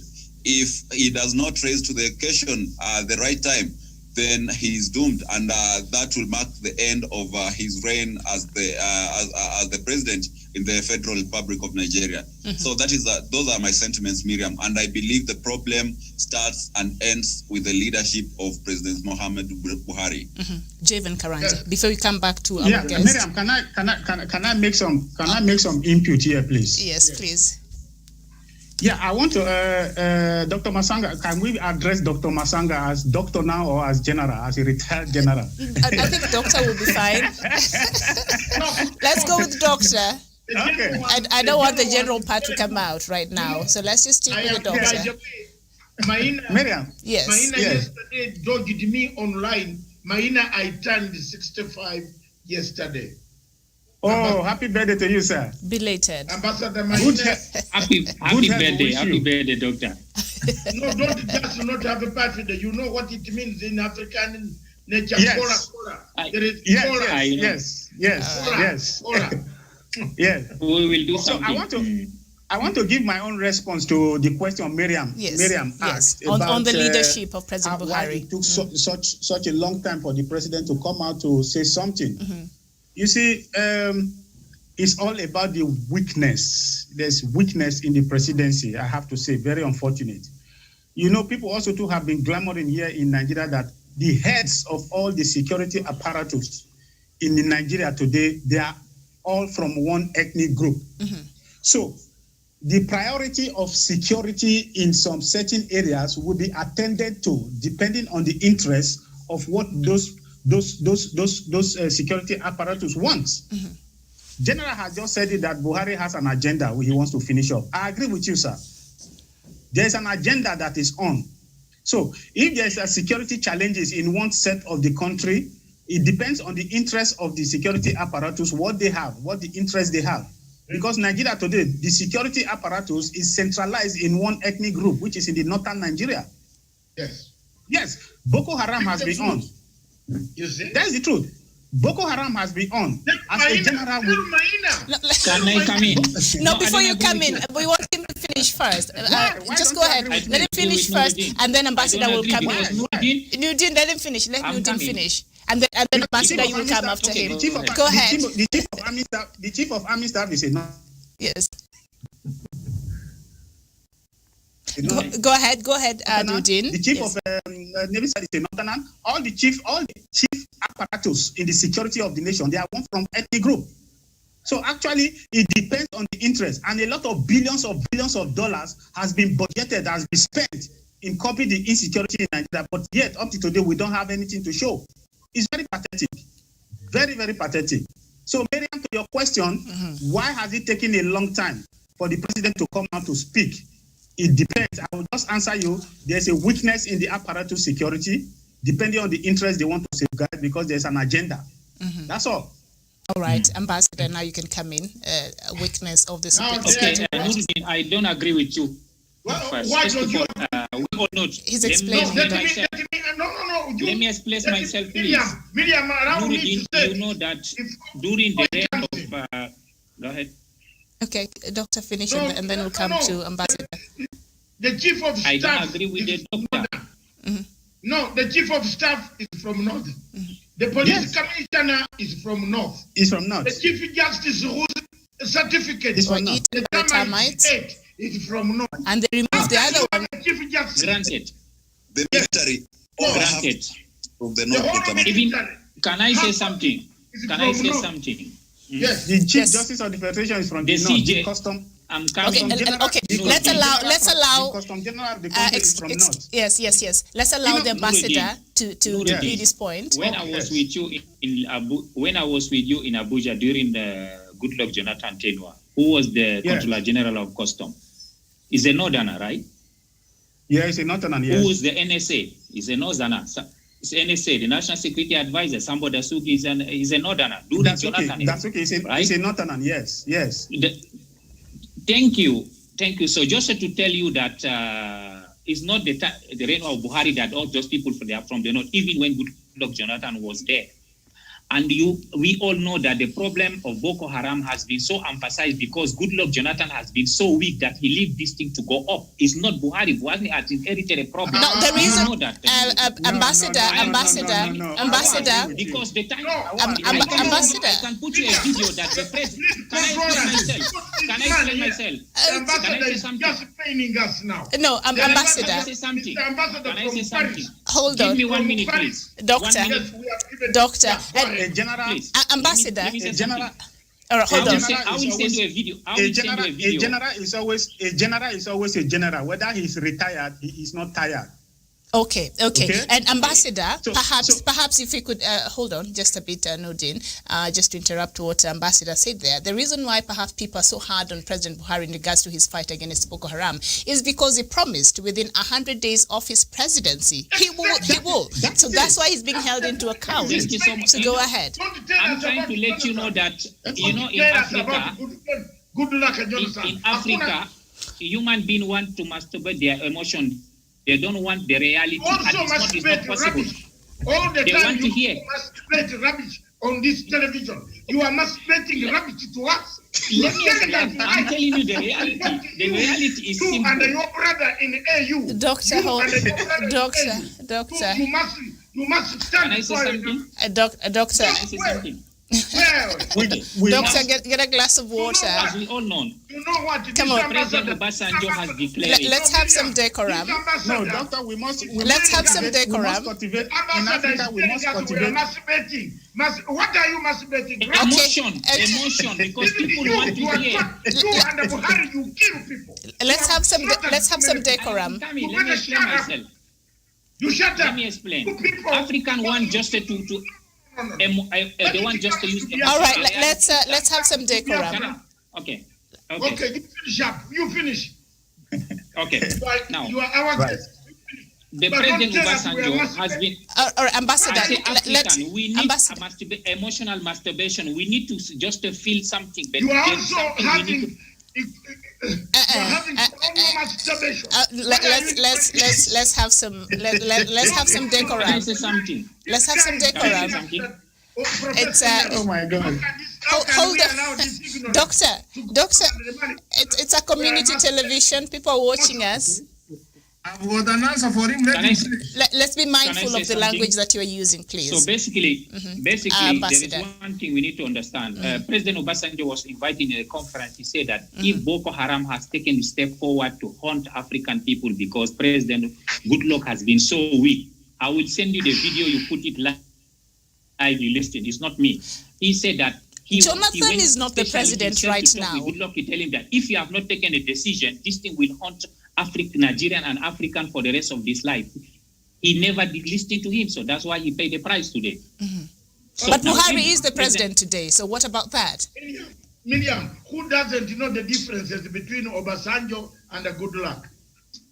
It is only you who comes from Paris who sits behind a colonial setup of mentality. Have you seen where you are seated? Let's be kind. Let's be kind to our guests. Let's be kind. Ambassador Maina Aki, you are my friend, but you at times you touch wrong arms. Africans are dying, then you say we are masculine. We need to Okay. Yeah, let's allow. Yeah. Can we allow the ambassador to finish his point, and then Professor, you can come in and Doctor. Medium control the ambassador from speaking words that bring emotion. And let's stop amplifying those words. Do you want a whole government? With African women. We have our African women. How can we masturbate emotion? I am asking the question. Do you think that the way the population of Nigeria want the government to deal with SARS is the right way? So mean that dealing with them on defensive side is a system. The system to dismantle a system of the army is not a joke. We have to agree. It's not in the one day you wake up and you shut everybody down. It's a system who was built more than 20 years and is an army. We need to agree that you are a soldier. You can't wake up just to... So this is the situation of the security of the president. Start seeing that if we don't handle this situation on a careful way, the chaos will be huge because we have an enemy who is SARS and we have the population who want the justice to be right away. So if you are not in the middle to play a very crucial political game, the country will go into fire. Let us agree. I am not taking any side of Buhari or whoever. I am just telling you on my view. Because the situation we are going through now, Professor Jared, is a very critical situation that we can break eggs at any time. And Buhari is very strategic as a soldier like you. Okay, so if you want to cut me, fine, I'm listening. All right, thank you, Ambassador. Doctor, now make your point. I don't want to come in a wrong way. Yeah. I now understand the problem why you are in Paris. Because in Paris you are colonially, assimilated. You have assimilated yourself into a Paris. You are Paris. In fact, I hope you don't eat frogs, then come back and eat. Dr. Frogs is a delicacy. That's a delicacy. They make it. On Friday like this, we don't want to quarrel with you. You have brought a point. that dismantling a system does not Professor. come overnight. That's correct. Yes. But steps towards dismantling a system must be real, coherent. Let's look for coherent steps. Nigerians have been complaining to Buhari for 4 years, 6 years, 7 years, that the police are killing them. There's a squad that has bought daggers, longer daggers. You know, you come from that warrior area. You, especially you. Your tribe have got longer daggers. They walk with them on horses. You know it. They come with horses too. Buhari, the police in Nigeria, imported 200,000 daggers. They were caught on television. People were wondering in Lagos, where are these daggers going to kill who? There are no animals in Lagos.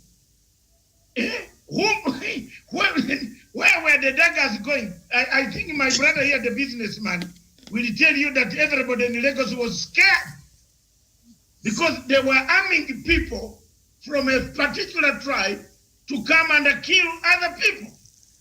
Buhari did not make any statement. Nobody made a statement because the apparatus of security in Nigeria are handled by men very close to Buhari, the men who never finished the war, the men who had intention to finish.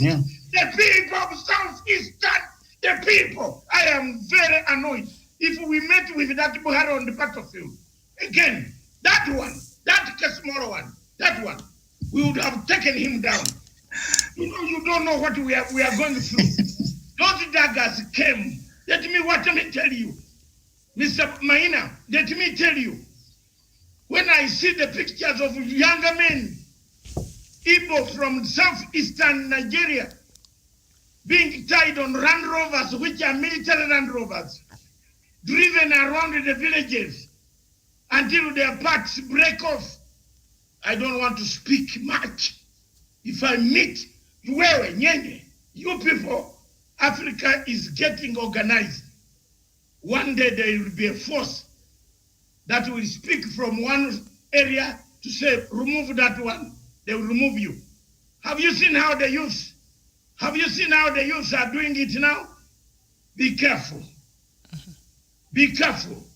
You don't support somebody just for the sake of supporting. How do you beat a 36-year-old? Maina, how do you beat a 36-year-old? When you came to power, he was still in the mother's womb. And you beat him the way my country is beating somebody. Like a small boy with music. Who knows how to play music. Allow him to play his music. And you defeat him on the ballot box. You think we are happy to see that small boy being beaten every day. You think we have no pain? We have pain. Now, the same problem in Nigeria is taking place. 2 years ago, people bought daggers, knives, pangas. They were intercepted by customs. Nobody came up to say why the daggers were being imported for. Now we know the reason why the daggers were imported. Miriam's question, to answer it, for 2 weeks, the president of the Federal Republic of Nigeria did not even come out to address his own people that don't ban schools, don't ban buildings, don't destroy, don't kill each other. He stayed in the comfort of his house. Hallelujah. Hallelujah. Is that a president, Miriam? No. He knew what was happening. He wanted it to happen, then sending the army to finish the whole thing. That is the plan that Onyari talked about. It is still the same plan. He came to finish his job. I told you. Thank you very much. I submit, Maina.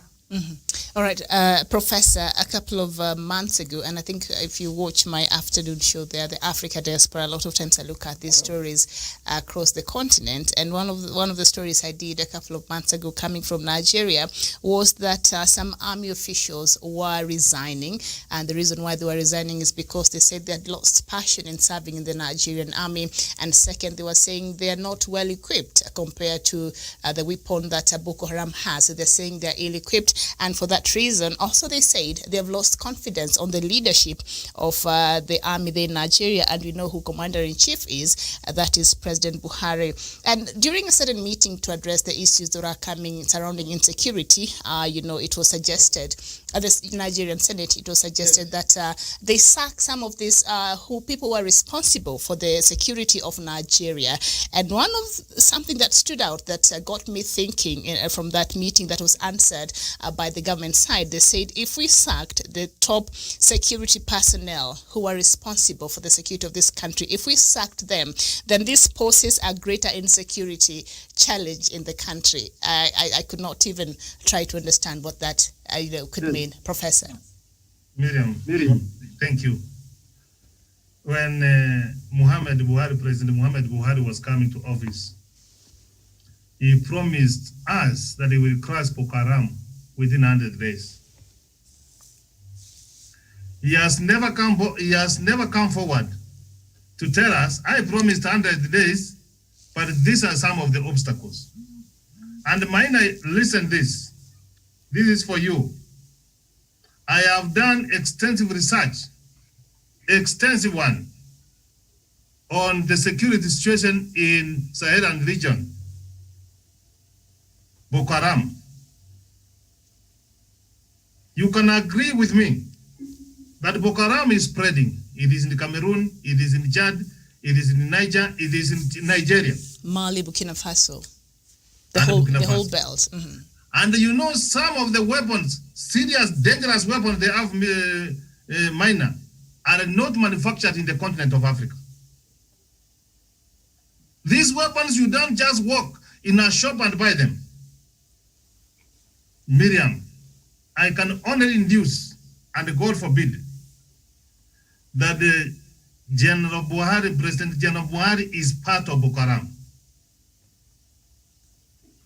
And I'm making this here, the case here is 2 years ago, Dr. Masanga has said more than 200 daggers were being brought. He has never said anything about those daggers.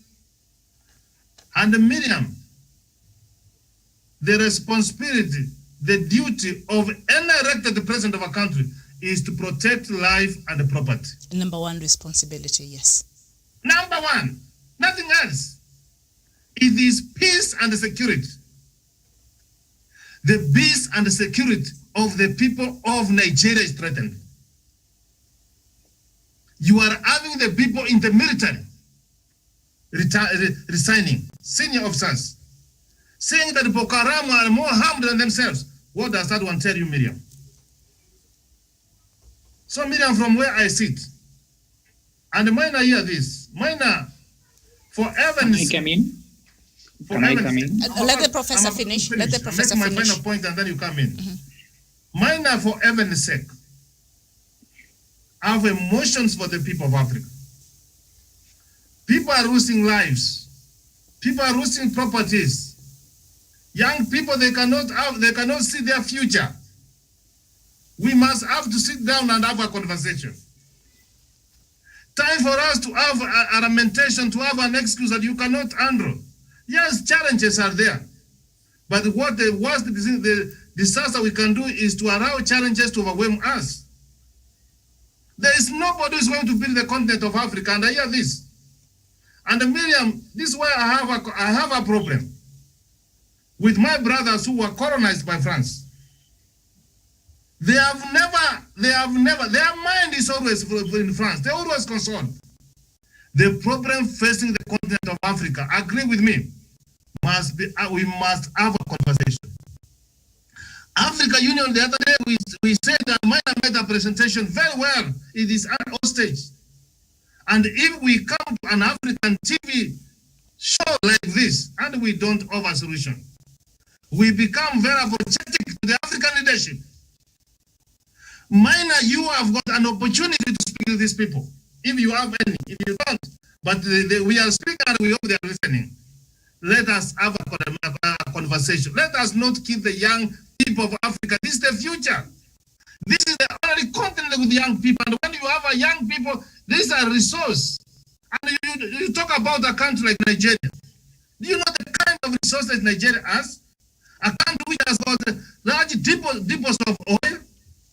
It is all mismanagement and corruption. And the challenge was one people are being employed from one section and one region, and then you come and say it was even the time like Jonathan. If it was the time for Jonathan, we continue having the mistake. Miriam, time has come for us to say where do we want to take Africa. Nigeria is our elder brother. It means well when Nigeria is well. It has contributed to liberating other countries, and we cannot sit down and have a president who is not taking action. Miriam, I'm very sure, as a father of a home, you cannot sit inside the house and hear someone murdering someone, a member of your family, and you are waiting to speak after 2 weeks. So I want to submit and say, Buhari is part of Boko Haram. He has got no capacity to fight the Boko Haram, and the youth must be able to rise up and redeem this country. The continent of Africa was saved by the young people. And the young people will chart their destiny, whether you like or not. 100 million people, Miriam, more 100 million Nigerians, young people, you cannot ignore the minor unless you don't know where you are, what you are talking about. So let us have a honest conversation, an honest discussion, an honest engagement. Our leaders can make mistakes, but if we talk to one another, we talk at each other, we talk to one another, we don't shout at one another, Nigerians will be built by Nigerians. Let us not take sides. Let them sit around the table. They will come with a solution. If I use Kenya as a case study, Miriam, we were talking about BBI. We are having our challenges, but leaders can come and talk together. You cannot be a monopoly of ideas on where you want to take Nigeria. And the people who are partisan in the security cannot be able to advise you. He needs divine wisdom from heaven to assist him. I submit. All right. Ambassador, before you come in, Mr. Nudin, I don't know if you're still there.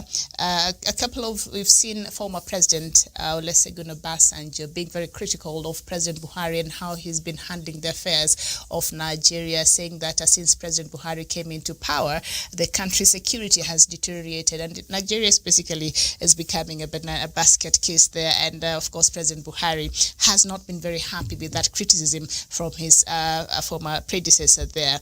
What do you think President Obasanjo right now, where he's seated, what do you think is going through his mind right now? Does he feel vindicated with the current situation in Nigeria?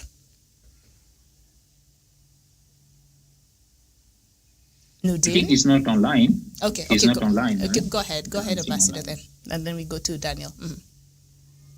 Miriam. Yes, thank you, Miriam. And of course, the sole responsibility of a leader. Yes, and, thank you very much, Miriam, for this opportunity. Okay, go ahead. Yes. Hi, is that my turn, Miriam? Go ahead.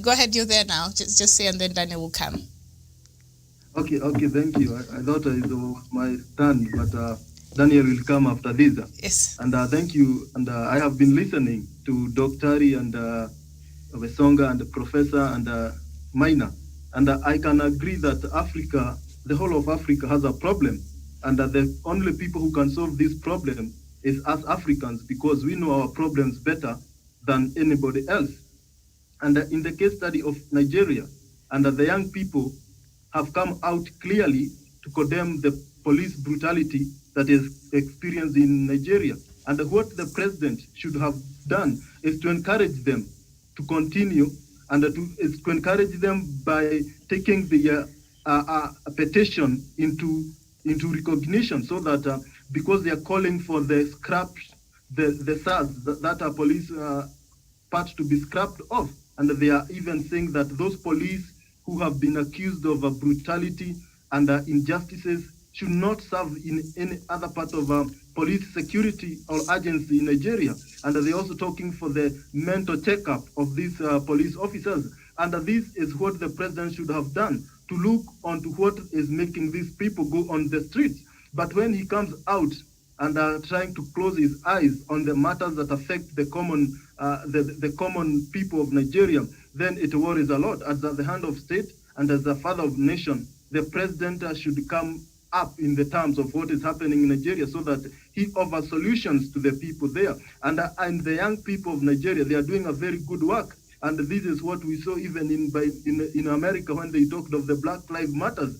And the young people are getting the momentum. And we know the future of Africa is in the hands of the young generation. And if they are sidelined, then we don't have a hope. We don't have tomorrow. And I would encourage even the young people, even in other countries, let's rise against injustices that are done by bad governance, so that our future will be bright. They have been calling us the leaders of tomorrow, but our tomorrow will not be guaranteed if our today is destroyed. And that is what we should do. And that the leaders in Nigeria should understand that the plight of the young people comes up, and that police, they should also streamline the police activities, because a country that is not in peace, it will be in pieces. And that is my take. And the young people should be empowered by creation of employment. They should not all rely on the oils that is in Nigeria. They should come up with other technological inventions that will create employment, so that reduce this kind of uproar that is there with the young generation. Because when they are sidelined, things are not well. And that is the take. And the police and the government of Nigeria should work together to ensure that Nigeria goes on its feet. All right, thank you so much. Miriam. Thank you so much, Jeven, there from Nanyuki. Daniel, before you come in, Ambassador Maina has just about a few minutes here, so maybe he can give us his last thoughts, and then you will come in after him, if you don't mind. Ambassador, go ahead. Thank you, Miriam. Thank you, Professor. Thank you, Dr. Matsanga. What I was saying, always we come back on the drawing board, is square one. We have a challenge, but the way we want to issue this challenge is going to determine our future. So either we sit down, sometimes when there is an accident, you need to take a risk. However painful the person feels pain, you have to lift it or put it on the inside the ambulance and take him. Whatever's happening, even he's crying, even screaming, because this is, you have to take an bold action in order to fix the situation. We are in a situation in Africa, not only Nigeria, things are getting difficult. When we come back to this Boko Haram issue, the president of Chad has made a statement, either in France or in UN. He said that NATO has done one of the biggest mistakes to break Libyan nation. So after breaking the Libyan nation, all the sophisticated weapons of Libya, who was one of the powerful military in Africa, end up on the hand of useless people. It's going to be difficult for us to fight them. The issue is not about Chad or Nigeria or Niger. This is where those weapons coming from, the professor. You need to understand first. Libya was one of the powerful nations, and Libya went completely broke. So everything has to end up in the hand of guys who want to use the power to do whatever they want. Boko Haram have profited to get all those weapons to fight the countries. It's not an easy task. We have to sit down also to see that where is the difficulty and how we are going to address those issues. We having issues, that's 100%, but those issues doesn't mean that we need to shifting blame or whatever. Even today, Buhari leave. If the other president came, give him 2 years, people will go back on the street, they will protest because the problem is there. Now, to address this issue is not a matter of 1 year or 2 years or 3 years, maybe it's 10 years. SAS has been created since 1992. Can you imagine a system of the police in a country who was built in 1992, and you want to dismantle them in 2 days? Can this happen, Miriam? Can this happen, Professor Jared? That's not true. Maybe the powerful people, even who is manipulating SAS, as one of the biggest advisors to the president, that they can sideline him. We have to understand that that's why I say, for me, I don't want to use emotion. I don't want to use sympathy. I want to use logic. What is the problem? How are we going to go about it? This now, we are accusing Buhari, but maybe we don't know maybe the people's Yeah, go ahead, Dr. Masanga. Go ahead, Maina, Ambassador. Maybe the people who surrounded Buhari has not even given him the real information. He don't know how to fight it. That's why I say it needs time. 1992 up to date is how many years today? How many years, please? From 92 to 2020. Almost 38 years, right? 28 years. If I may understand. 38 years. Can you imagine a police system for the whole country? Yeah, a police system for the whole country who is operating for 38 years. Do we think that honestly we can dismantle them in a month's time? So that many general has run the system and the system was so corrupt. Do you guys think that in 1 month we can dismantle the system so what do you suggest? The way the population wants? It's a long way. It's a teamwork. So you're asking them to be patient. For me, I suggest that we all African have to. Say again? You're asking them to be patient because the process will take some time. That's what you're saying. Thank you, Miriam. The population, we need also to be, now the problem we are having in Africa that we are creating a two group. We think that we, the population and the government, who is the government? It's me and you, Miriam. There is no government, there is no population. But now we are creating a side camp that we are pointing fingers and the other people say that you, the government. Who is the government? It's we, the population. So how we need to have a strategy that we can think for us to say that we are having an issue. This is the challenge. How can we come together? Government is just 3 or 4 people, 10 people running the government. But we are millions. We are the government, not Buhari. Buhari is not a government. So the government in Nigeria is out in the street, which is the people. That's what you're saying. They're out there demanding. The government is out in the street. So now, who is heading that government? Am I asking you, Mariam, is the right way to solve the problem? Do you think that going on the street can help now to end these issues right away and have a peace in 1 day? Do you believe that? Tell me. Just going protesting, breaking people's houses, arresting and the youth cannot watch themselves being killed and then they say that there's no minor. On that one, you are. That is where we don't have understanding. The situation is the reaction will produce only negative effect because we are reacting on the problem. We are not finding the solution. This is a reaction. For 28 years, the young people have been killed by the SARS. So now, after 38 years, we find out something is wrong somewhere and we decide to take action. Do you think that this action will be effective in 1 month? Honestly. So what is your conclusion in that matter? What would you say? Conversation and engagement. How would you advise the government of Nigeria then and the people of Nigeria? Solution. I am advising now. First of all, if we see the action the Nigerian government is taking, mean that they have been advising well, because first he said, let me dissolve the unit SARS, number one. But number two, who is SARS?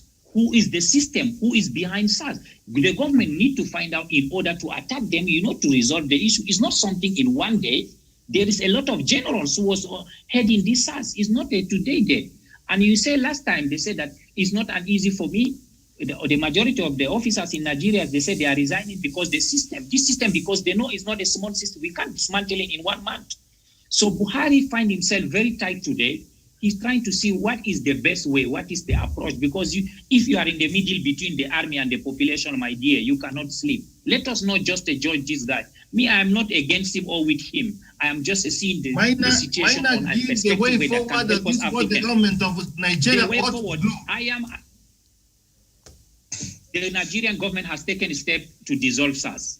The second step, Nigerian government is investigating to see how to create another very intelligent, sophisticated unit to overtake this SARS, because we need to counter this SARS. Am I right or wrong? Because they are Nigerian, they live in Nigeria, they are very intelligent, they are the one running the country. So how to create a new system that can counter this SARS? But for right now, to stop the protest. Now, how can they calm down the people in Nigeria right now, the government? What would you propose to President Buhari quickly as we go to another person? Yes.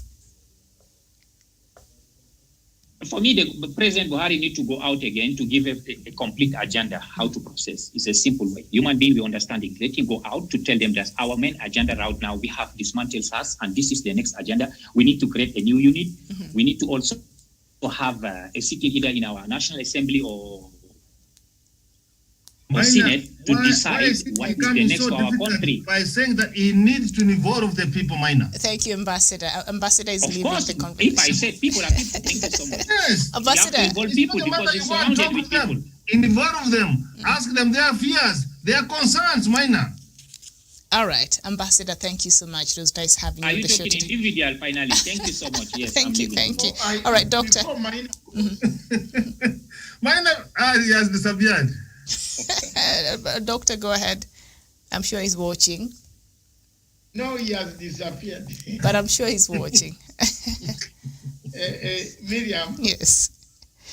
The truth of the matter is my friend is a man you cannot defeat in argument. He knows the truth. He knows that Buhari is really killing people. But there is one thing, and this is what will kill Africa all the time. Yeah, that's what I cry for. Thank you, Mahinda. Thank you, Dr. Ethnicity. So, we dismantled it in Uganda. That's the same thing. Let me tell you, Miriam, in a cool manner. And Wesonga and Karanja and why do you think I'm hated in Uganda? It's simple.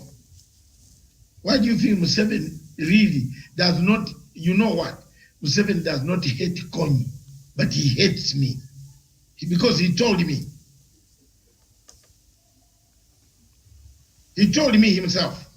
In a sitting where not only smaller people, presidents were there. He told me how you, from us, you went to defend a witch doctor.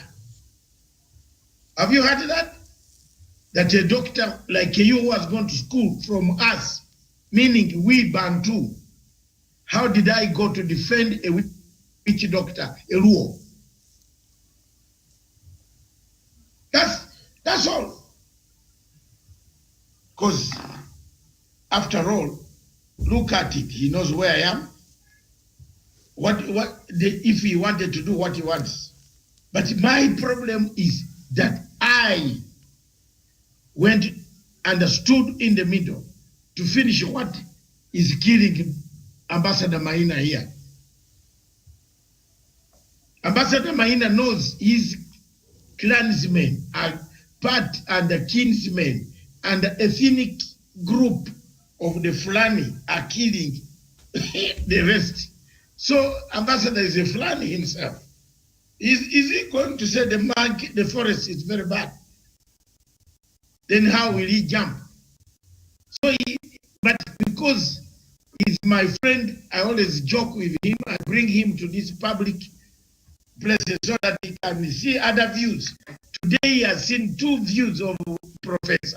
He has seen the correct side of Professor from the time he has been coming on the show. And I like, because there are certain things I cannot say, which Professor has said very well. And that is my ambassador friend of mine. That's how he is.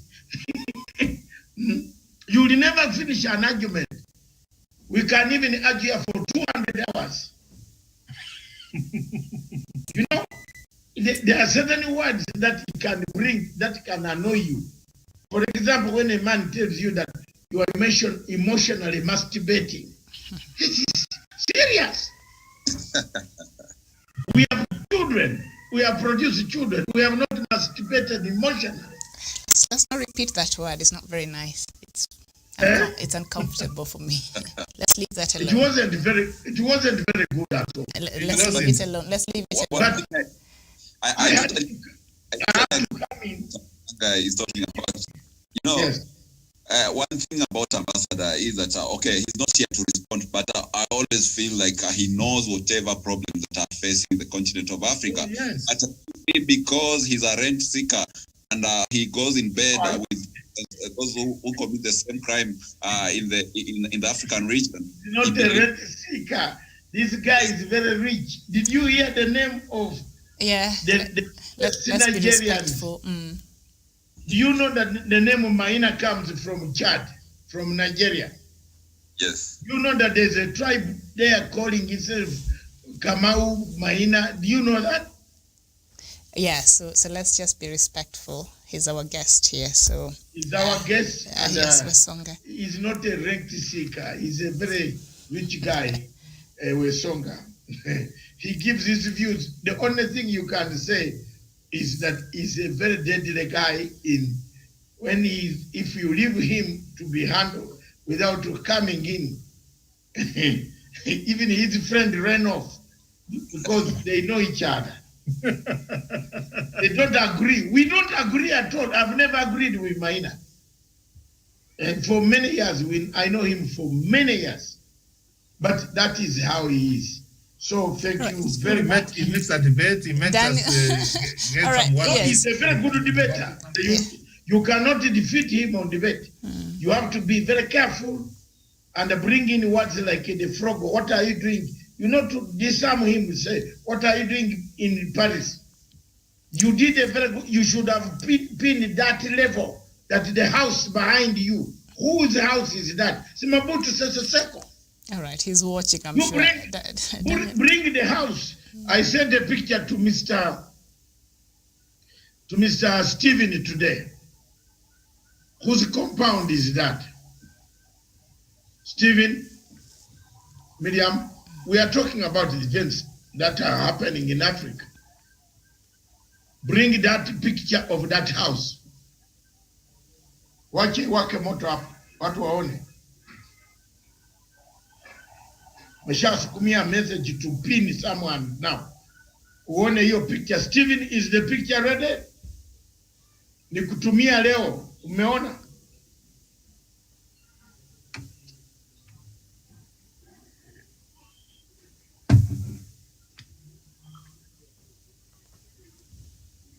All right, as we wait for that photo. Yes, yeah, we're still on air. We still have a show. Daniel, you're making your last comments there. Yes, go ahead.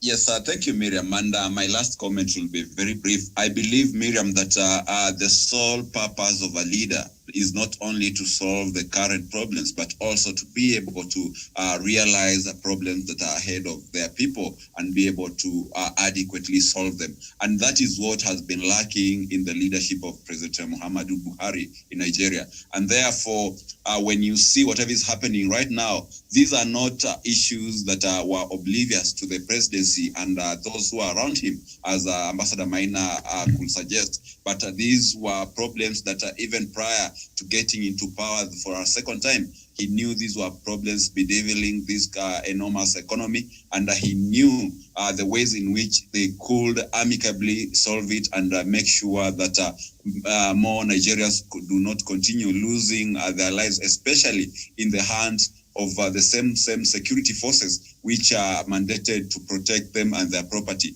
So to me, I think the question of Nigeria has to do with a nation which has been absconded by its own leadership.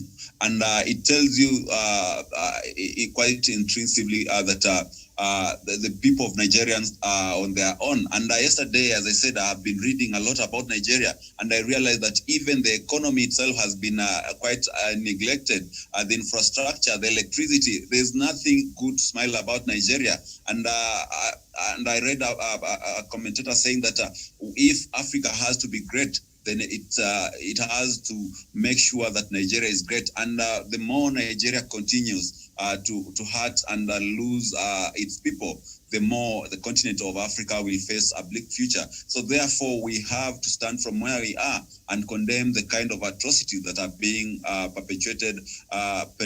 perpetrated there back in Nigeria, and be able to call out on the leadership to take up its rightful role and play the leader it should be to its people. That is my take, my final take, Miriam. Thank you so much, Achivan. Yes, thank you very much. And I have listened to all of the panelists today. And I may conclude by saying this. This is my parting shot too. And as an African continent, we are the only people who will make our continent great.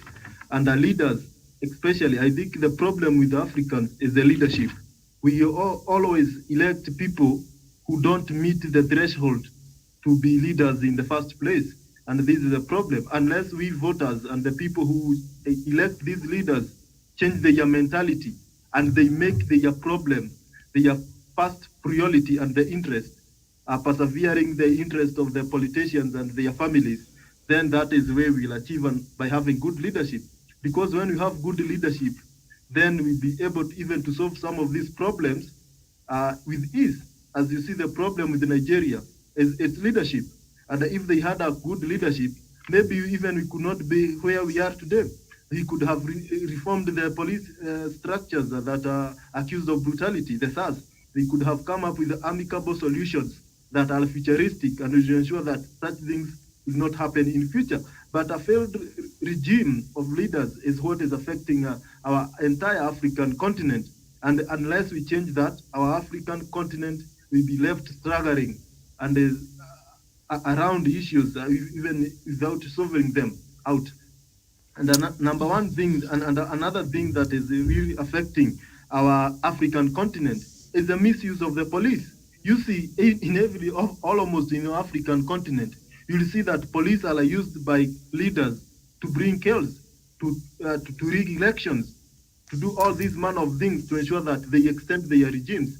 Now, as African continent, we must streamline our police officers, our security agencies, and we avoid this kind of police officers who really looks like those one who colonized us, because it's like Africans, our police and our security agencies, they learn and they do things that they learn things from our colonizers, because when you see a police officer, you see him as a threat, and that mentality is very bad. That is why you see even people cannot coexist with the police in a very good manner, and that mentality must be brought to an end, and they will be achieved through good leadership. And also the police officers must understand that they are there to serve and to maintain law and order. They are not there to be misused by the leaders. And I think when you see all these problems around the policies and the agencies in Africa, you'll see that we have a problem that must be solved, not only in Nigeria, but here in Kenya. We have all these cases of police brutality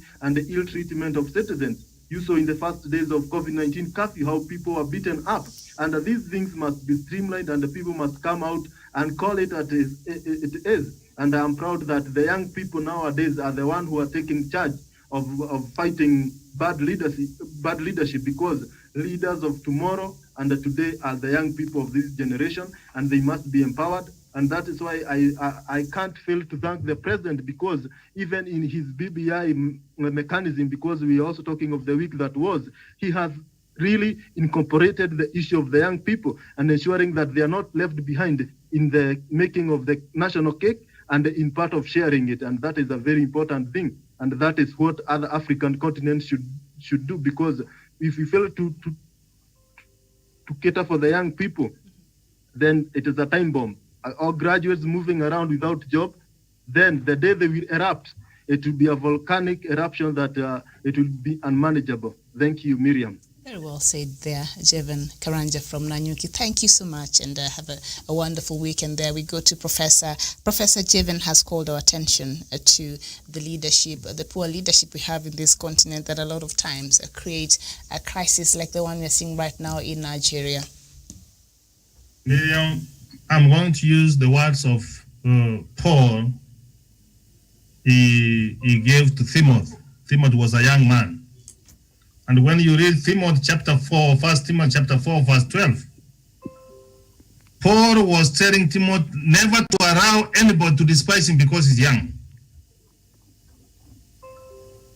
Miriam, the world is changing. I have no doubt when George Floyd was killed, I saw youth in Europe bringing down the statues of the slave masters. It is not Africans who went to bring those statues down. So what I want to say, Miriam, and that's why even what Karanja has said,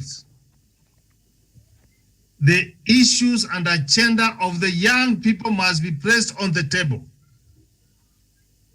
And we are not going to discuss issues to do with the young people if they are not there. Miriam, it is totally unacceptable. And I know human beings, and Dr. Masanga will agree with me on this, a human being has got right of defense. He has got the rights. You cannot keep on insulting me, beating me, then you expect you will do year 1, year 2. There is a time when I will tell the guy, stop. The young people of Nigeria cannot see the SARS killing them year in, year out. Time has to come, and they have to say no.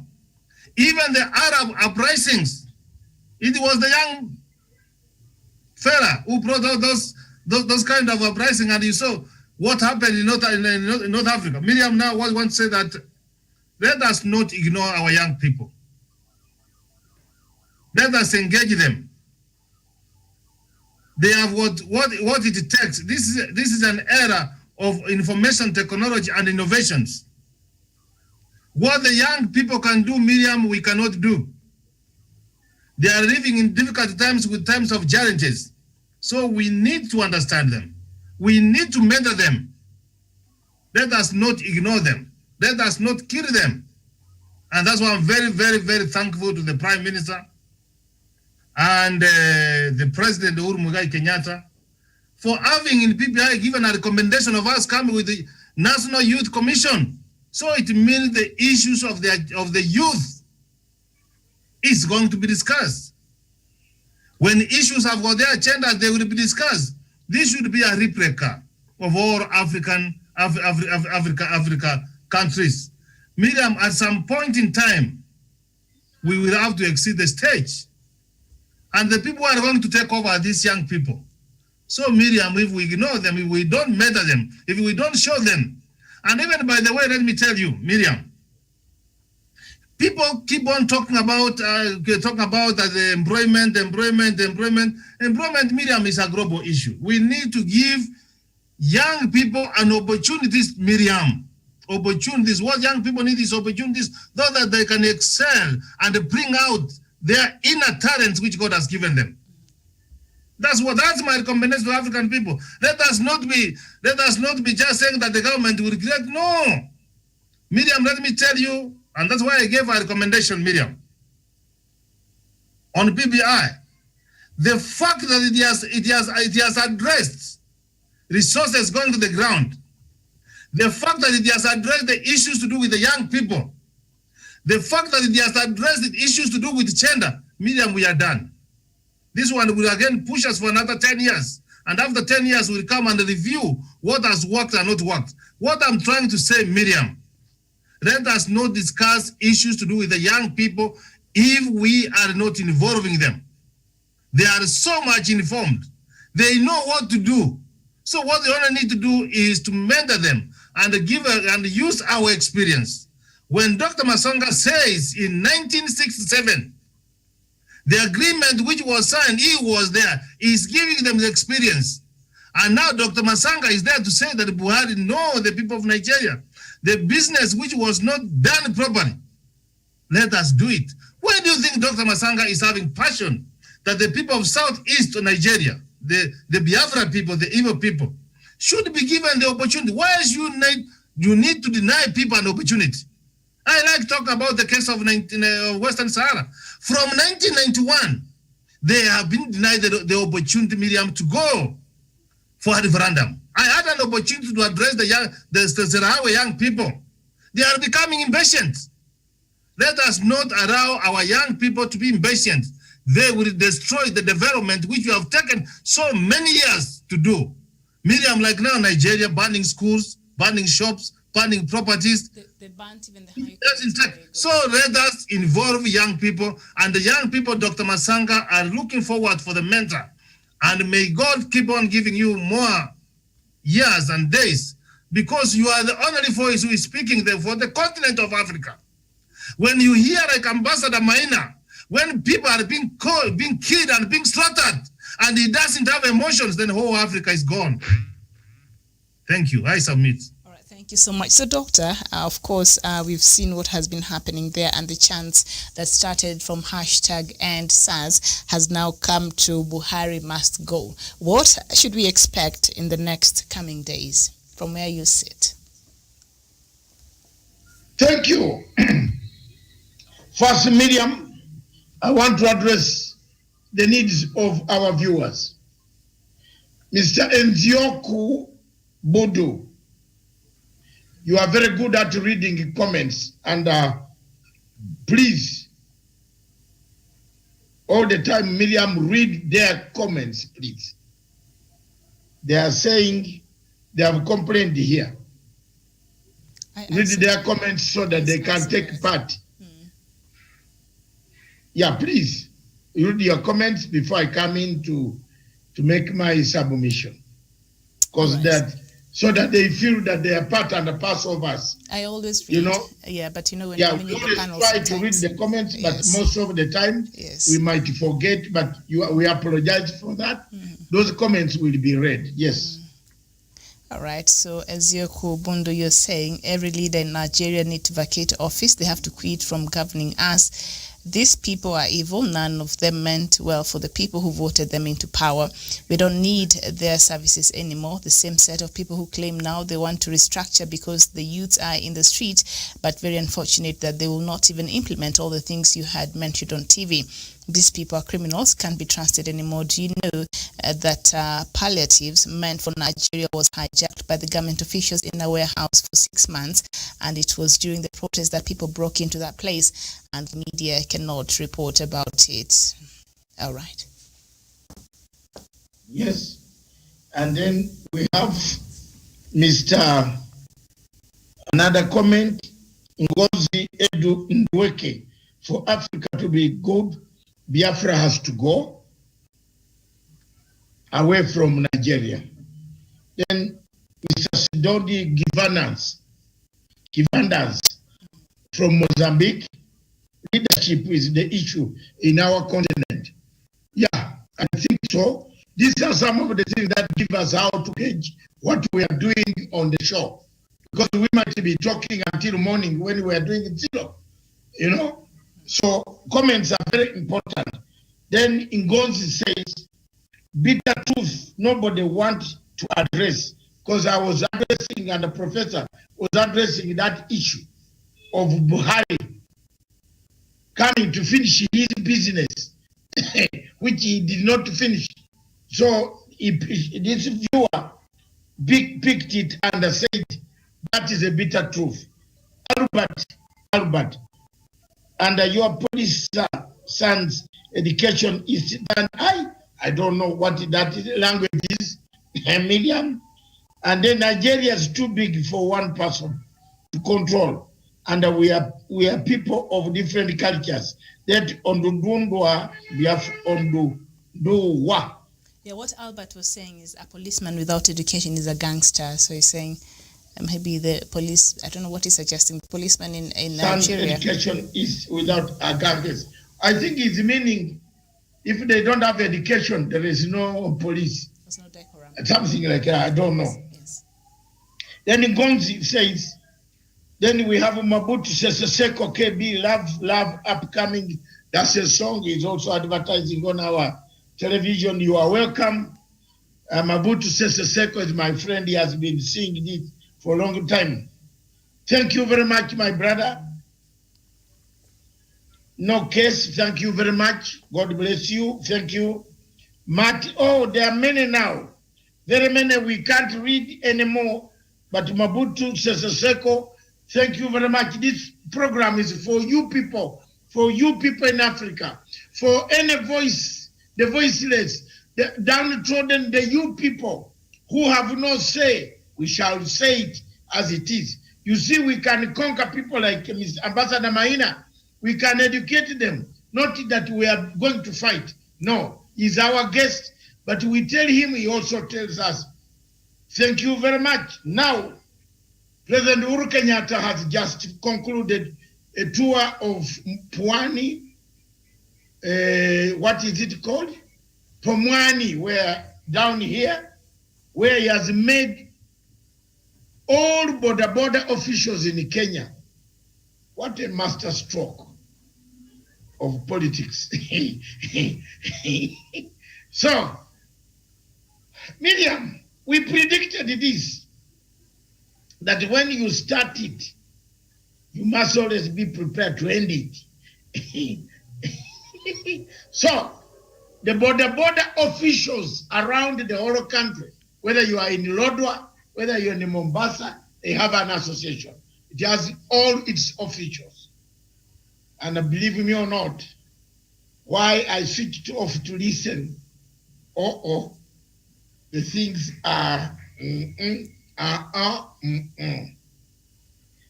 and you know what I mean.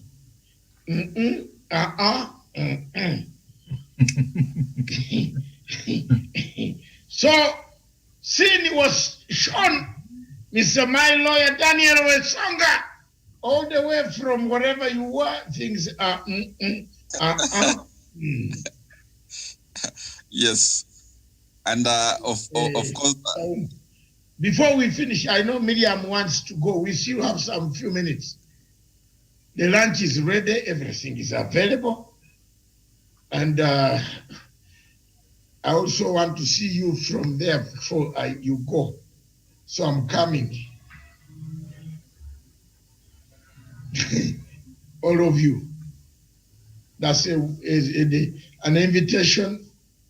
Whether you like it or not, stay there. I'm coming.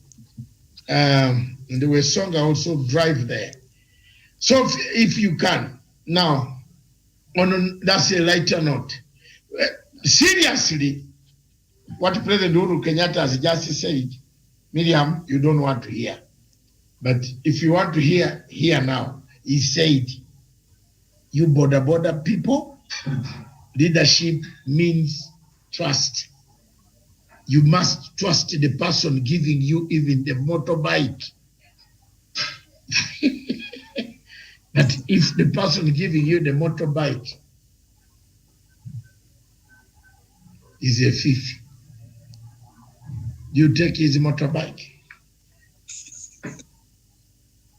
That's what he has said. Don't look at me. Me, I've just told you.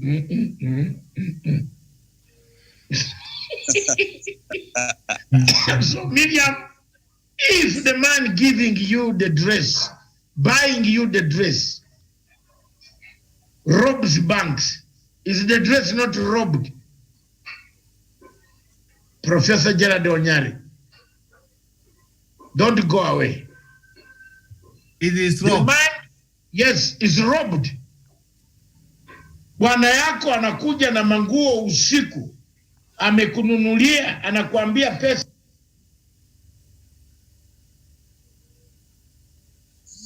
You are unmuted. Unmute. Unmute yourself, Dr. Masanga. Unmute.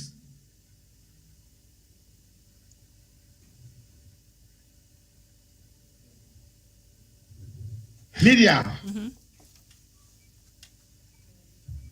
Miriam. Yes. Why had I unmuted or muted? Were you listening to me? You are okay now. There, yes, just a few seconds there was a problem, but go ahead. What President Uhuru Kenyatta has just said is very important. Is a thief gives you a motorcycle, do you take it and ride? Are you not a thief? You are. Thank you. So in summary, let me come back. Miriam wanted me to summarize this thing and we close down. It is sad, therefore, that Africa, we find ourselves where we are today. The cardinal questions that Miriam put to us this morning has not yet fully been answered.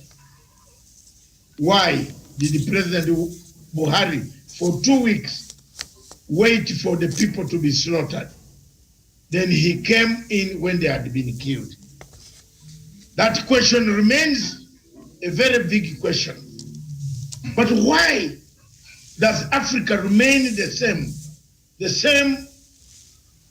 What changes is not the forest. What changes are monkeys that are born. New monkeys are born, but the trees remain and grow in the same. If it's eucalyptus, it grows the same. It doesn't go away.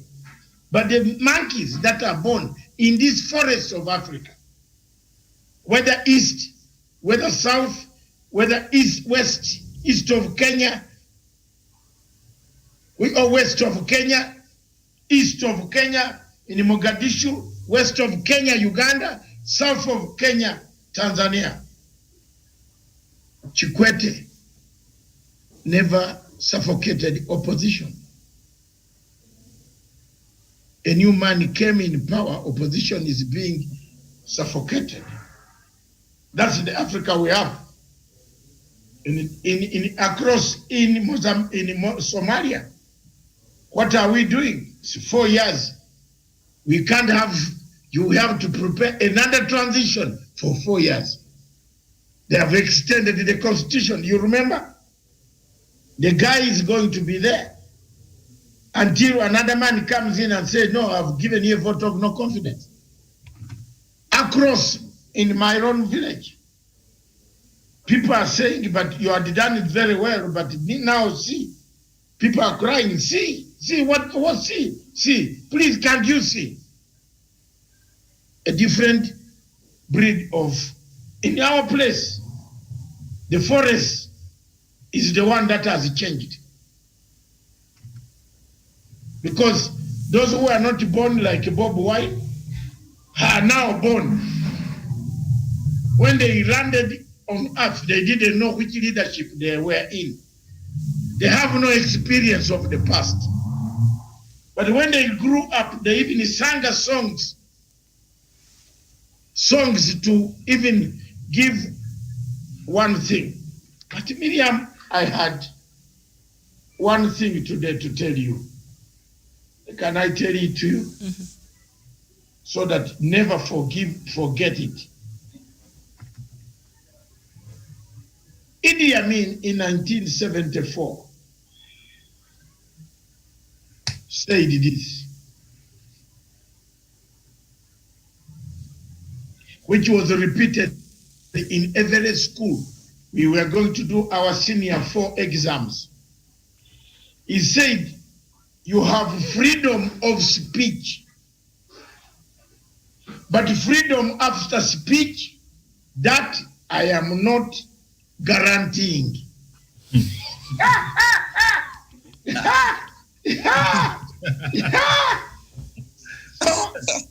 William, can I repeat it go slowly? Oh, yes. In 1974, September, when we were preparing for our exams, I was October, I was expelled together with 27 people.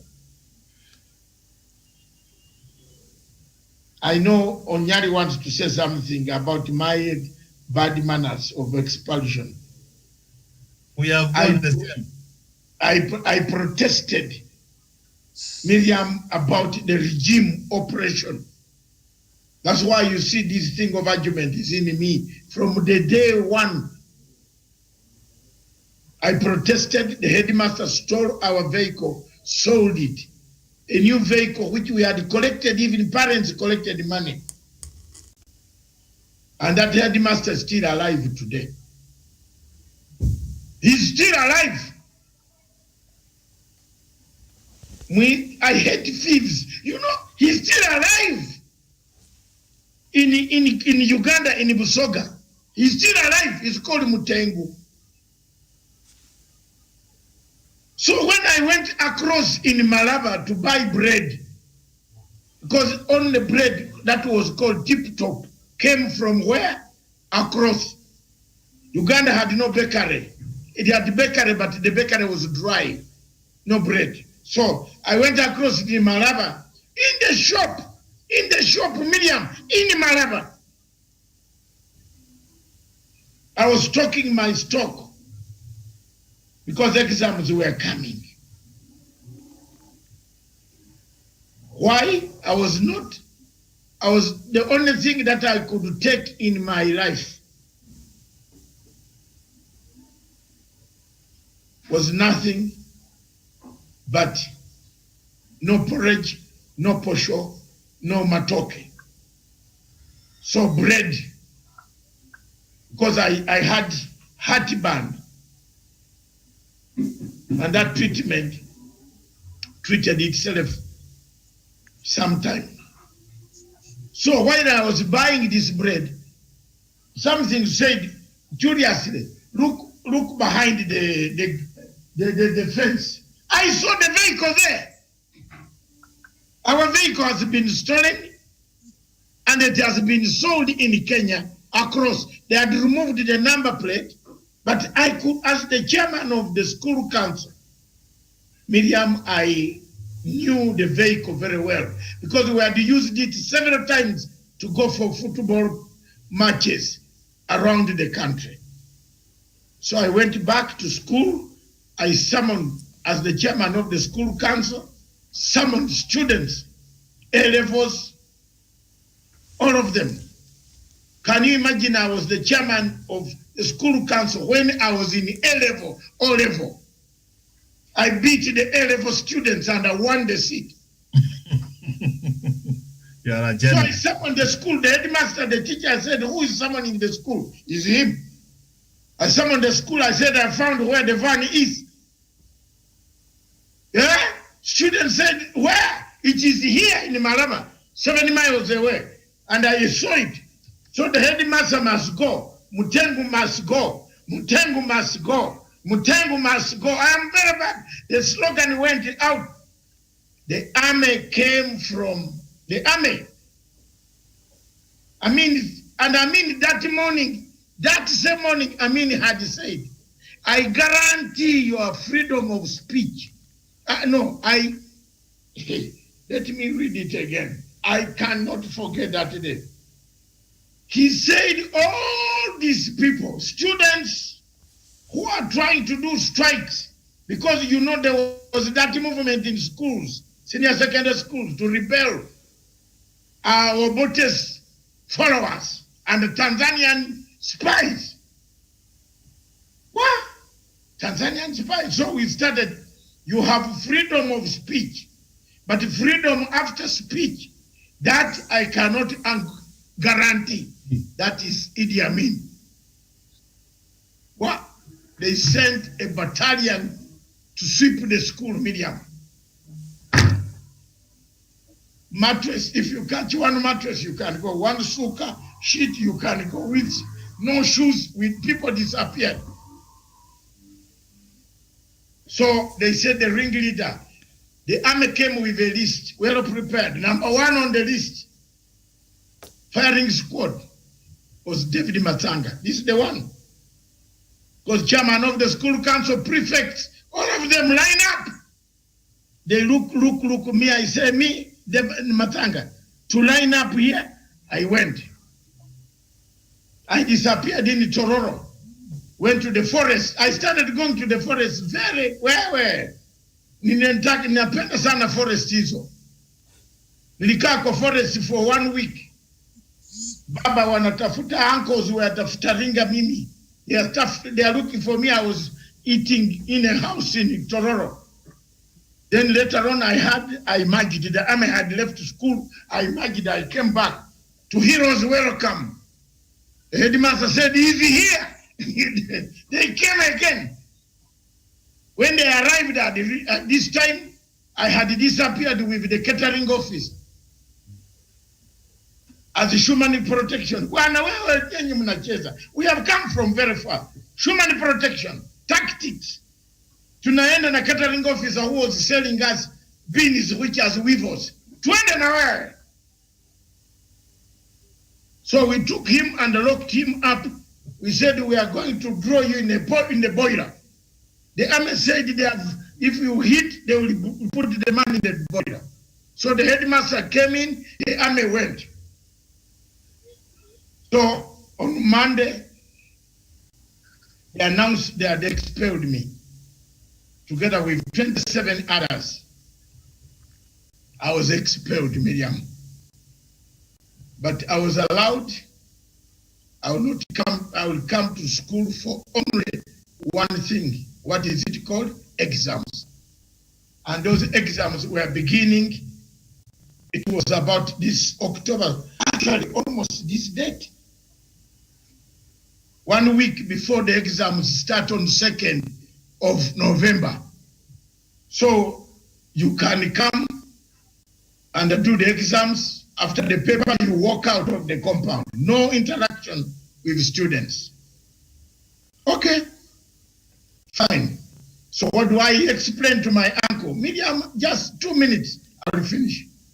What do I explain to my uncle? As if that was not enough. My father was gone. Because he could not be seen, they were looking for them like hell to slaughter them. So my uncle captures me and returns me to school. They order for me to be given 24 whips.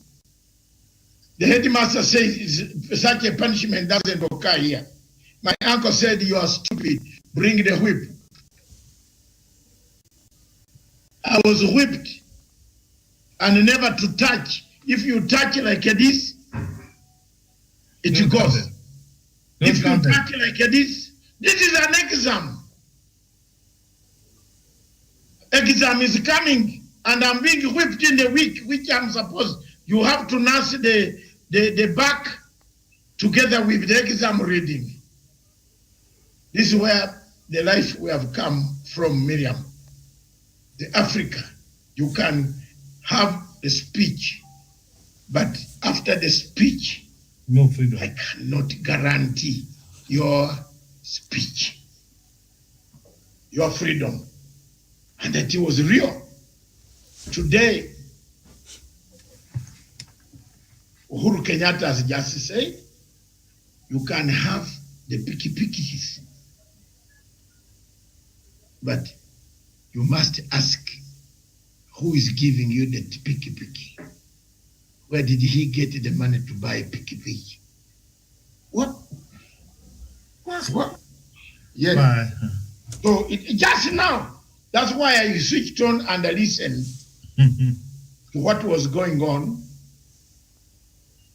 Bring it to an end, Miriam. I want to thank you very much. And I want to thank Professor. I want to thank Wesonga. I want to thank all of you, Wesonga. You didn't come for my cake, which is Liverpool, because you hate my team. It's all right. I don't support you when Manchester is not playing.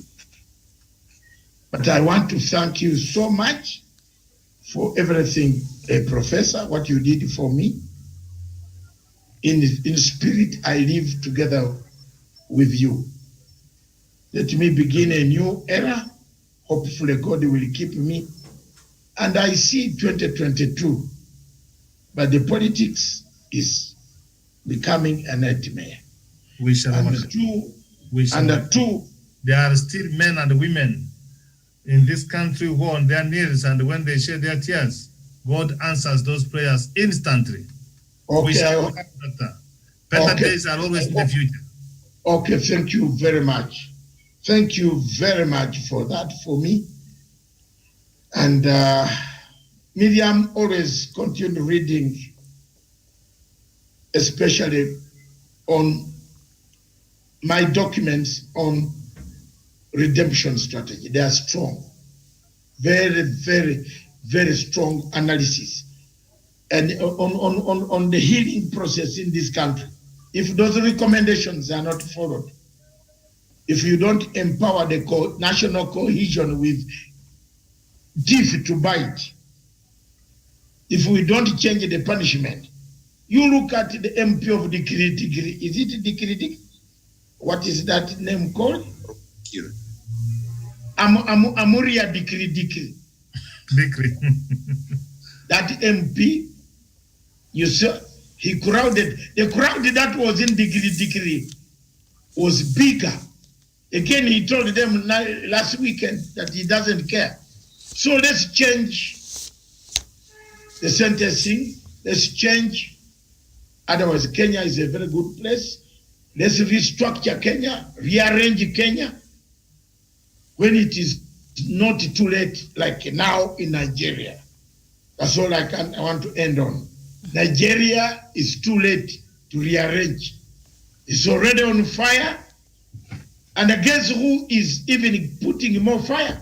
Tuku. They have taken this thing we call it. Is it called what? Tuku. They have imagined somewhere, they have taken the hashtag, and it is bad. Nobody is keeping quiet now. So 100 million people, youth, 100, no jobs, plenty of oil in the ground. It has been eaten by a few. That is an explosion. I want to thank you all. God bless you. I want to thank the production team. And before we go, I just want to see the production team here. To just, with you. They can't leave the machines there. They have to be there to control. Oh, sorry. Yes. I thought it was self-controllable. No. But thank you very much, Miriam. Enjoy your lunch. God bless you. Thank you very much. We see each other on Sunday. For me, I am on tonight at 8 p.m. with Diaspora Dispatches. All right. Very nice program, a documentary that I have done on Northern Ireland. And it will come out today to teach why reconciliation is very important. I hope Professor will join me in seeing. Unfortunately, we don't have the pictures. Nobody will be in the studio. But I think very soon we shall rearrange to work at night so that there is a person at the studio to bring out up to 8 to 9. So thank you very much. God bless you. Enjoy your dinner. I am going to swimming. Anybody who wants to come, join me. All right. Thank you so much, Doctor, and thank you, viewers. Have yourselves a lovely weekend. We'll see you here on Sunday, God willing. Bye-bye for now.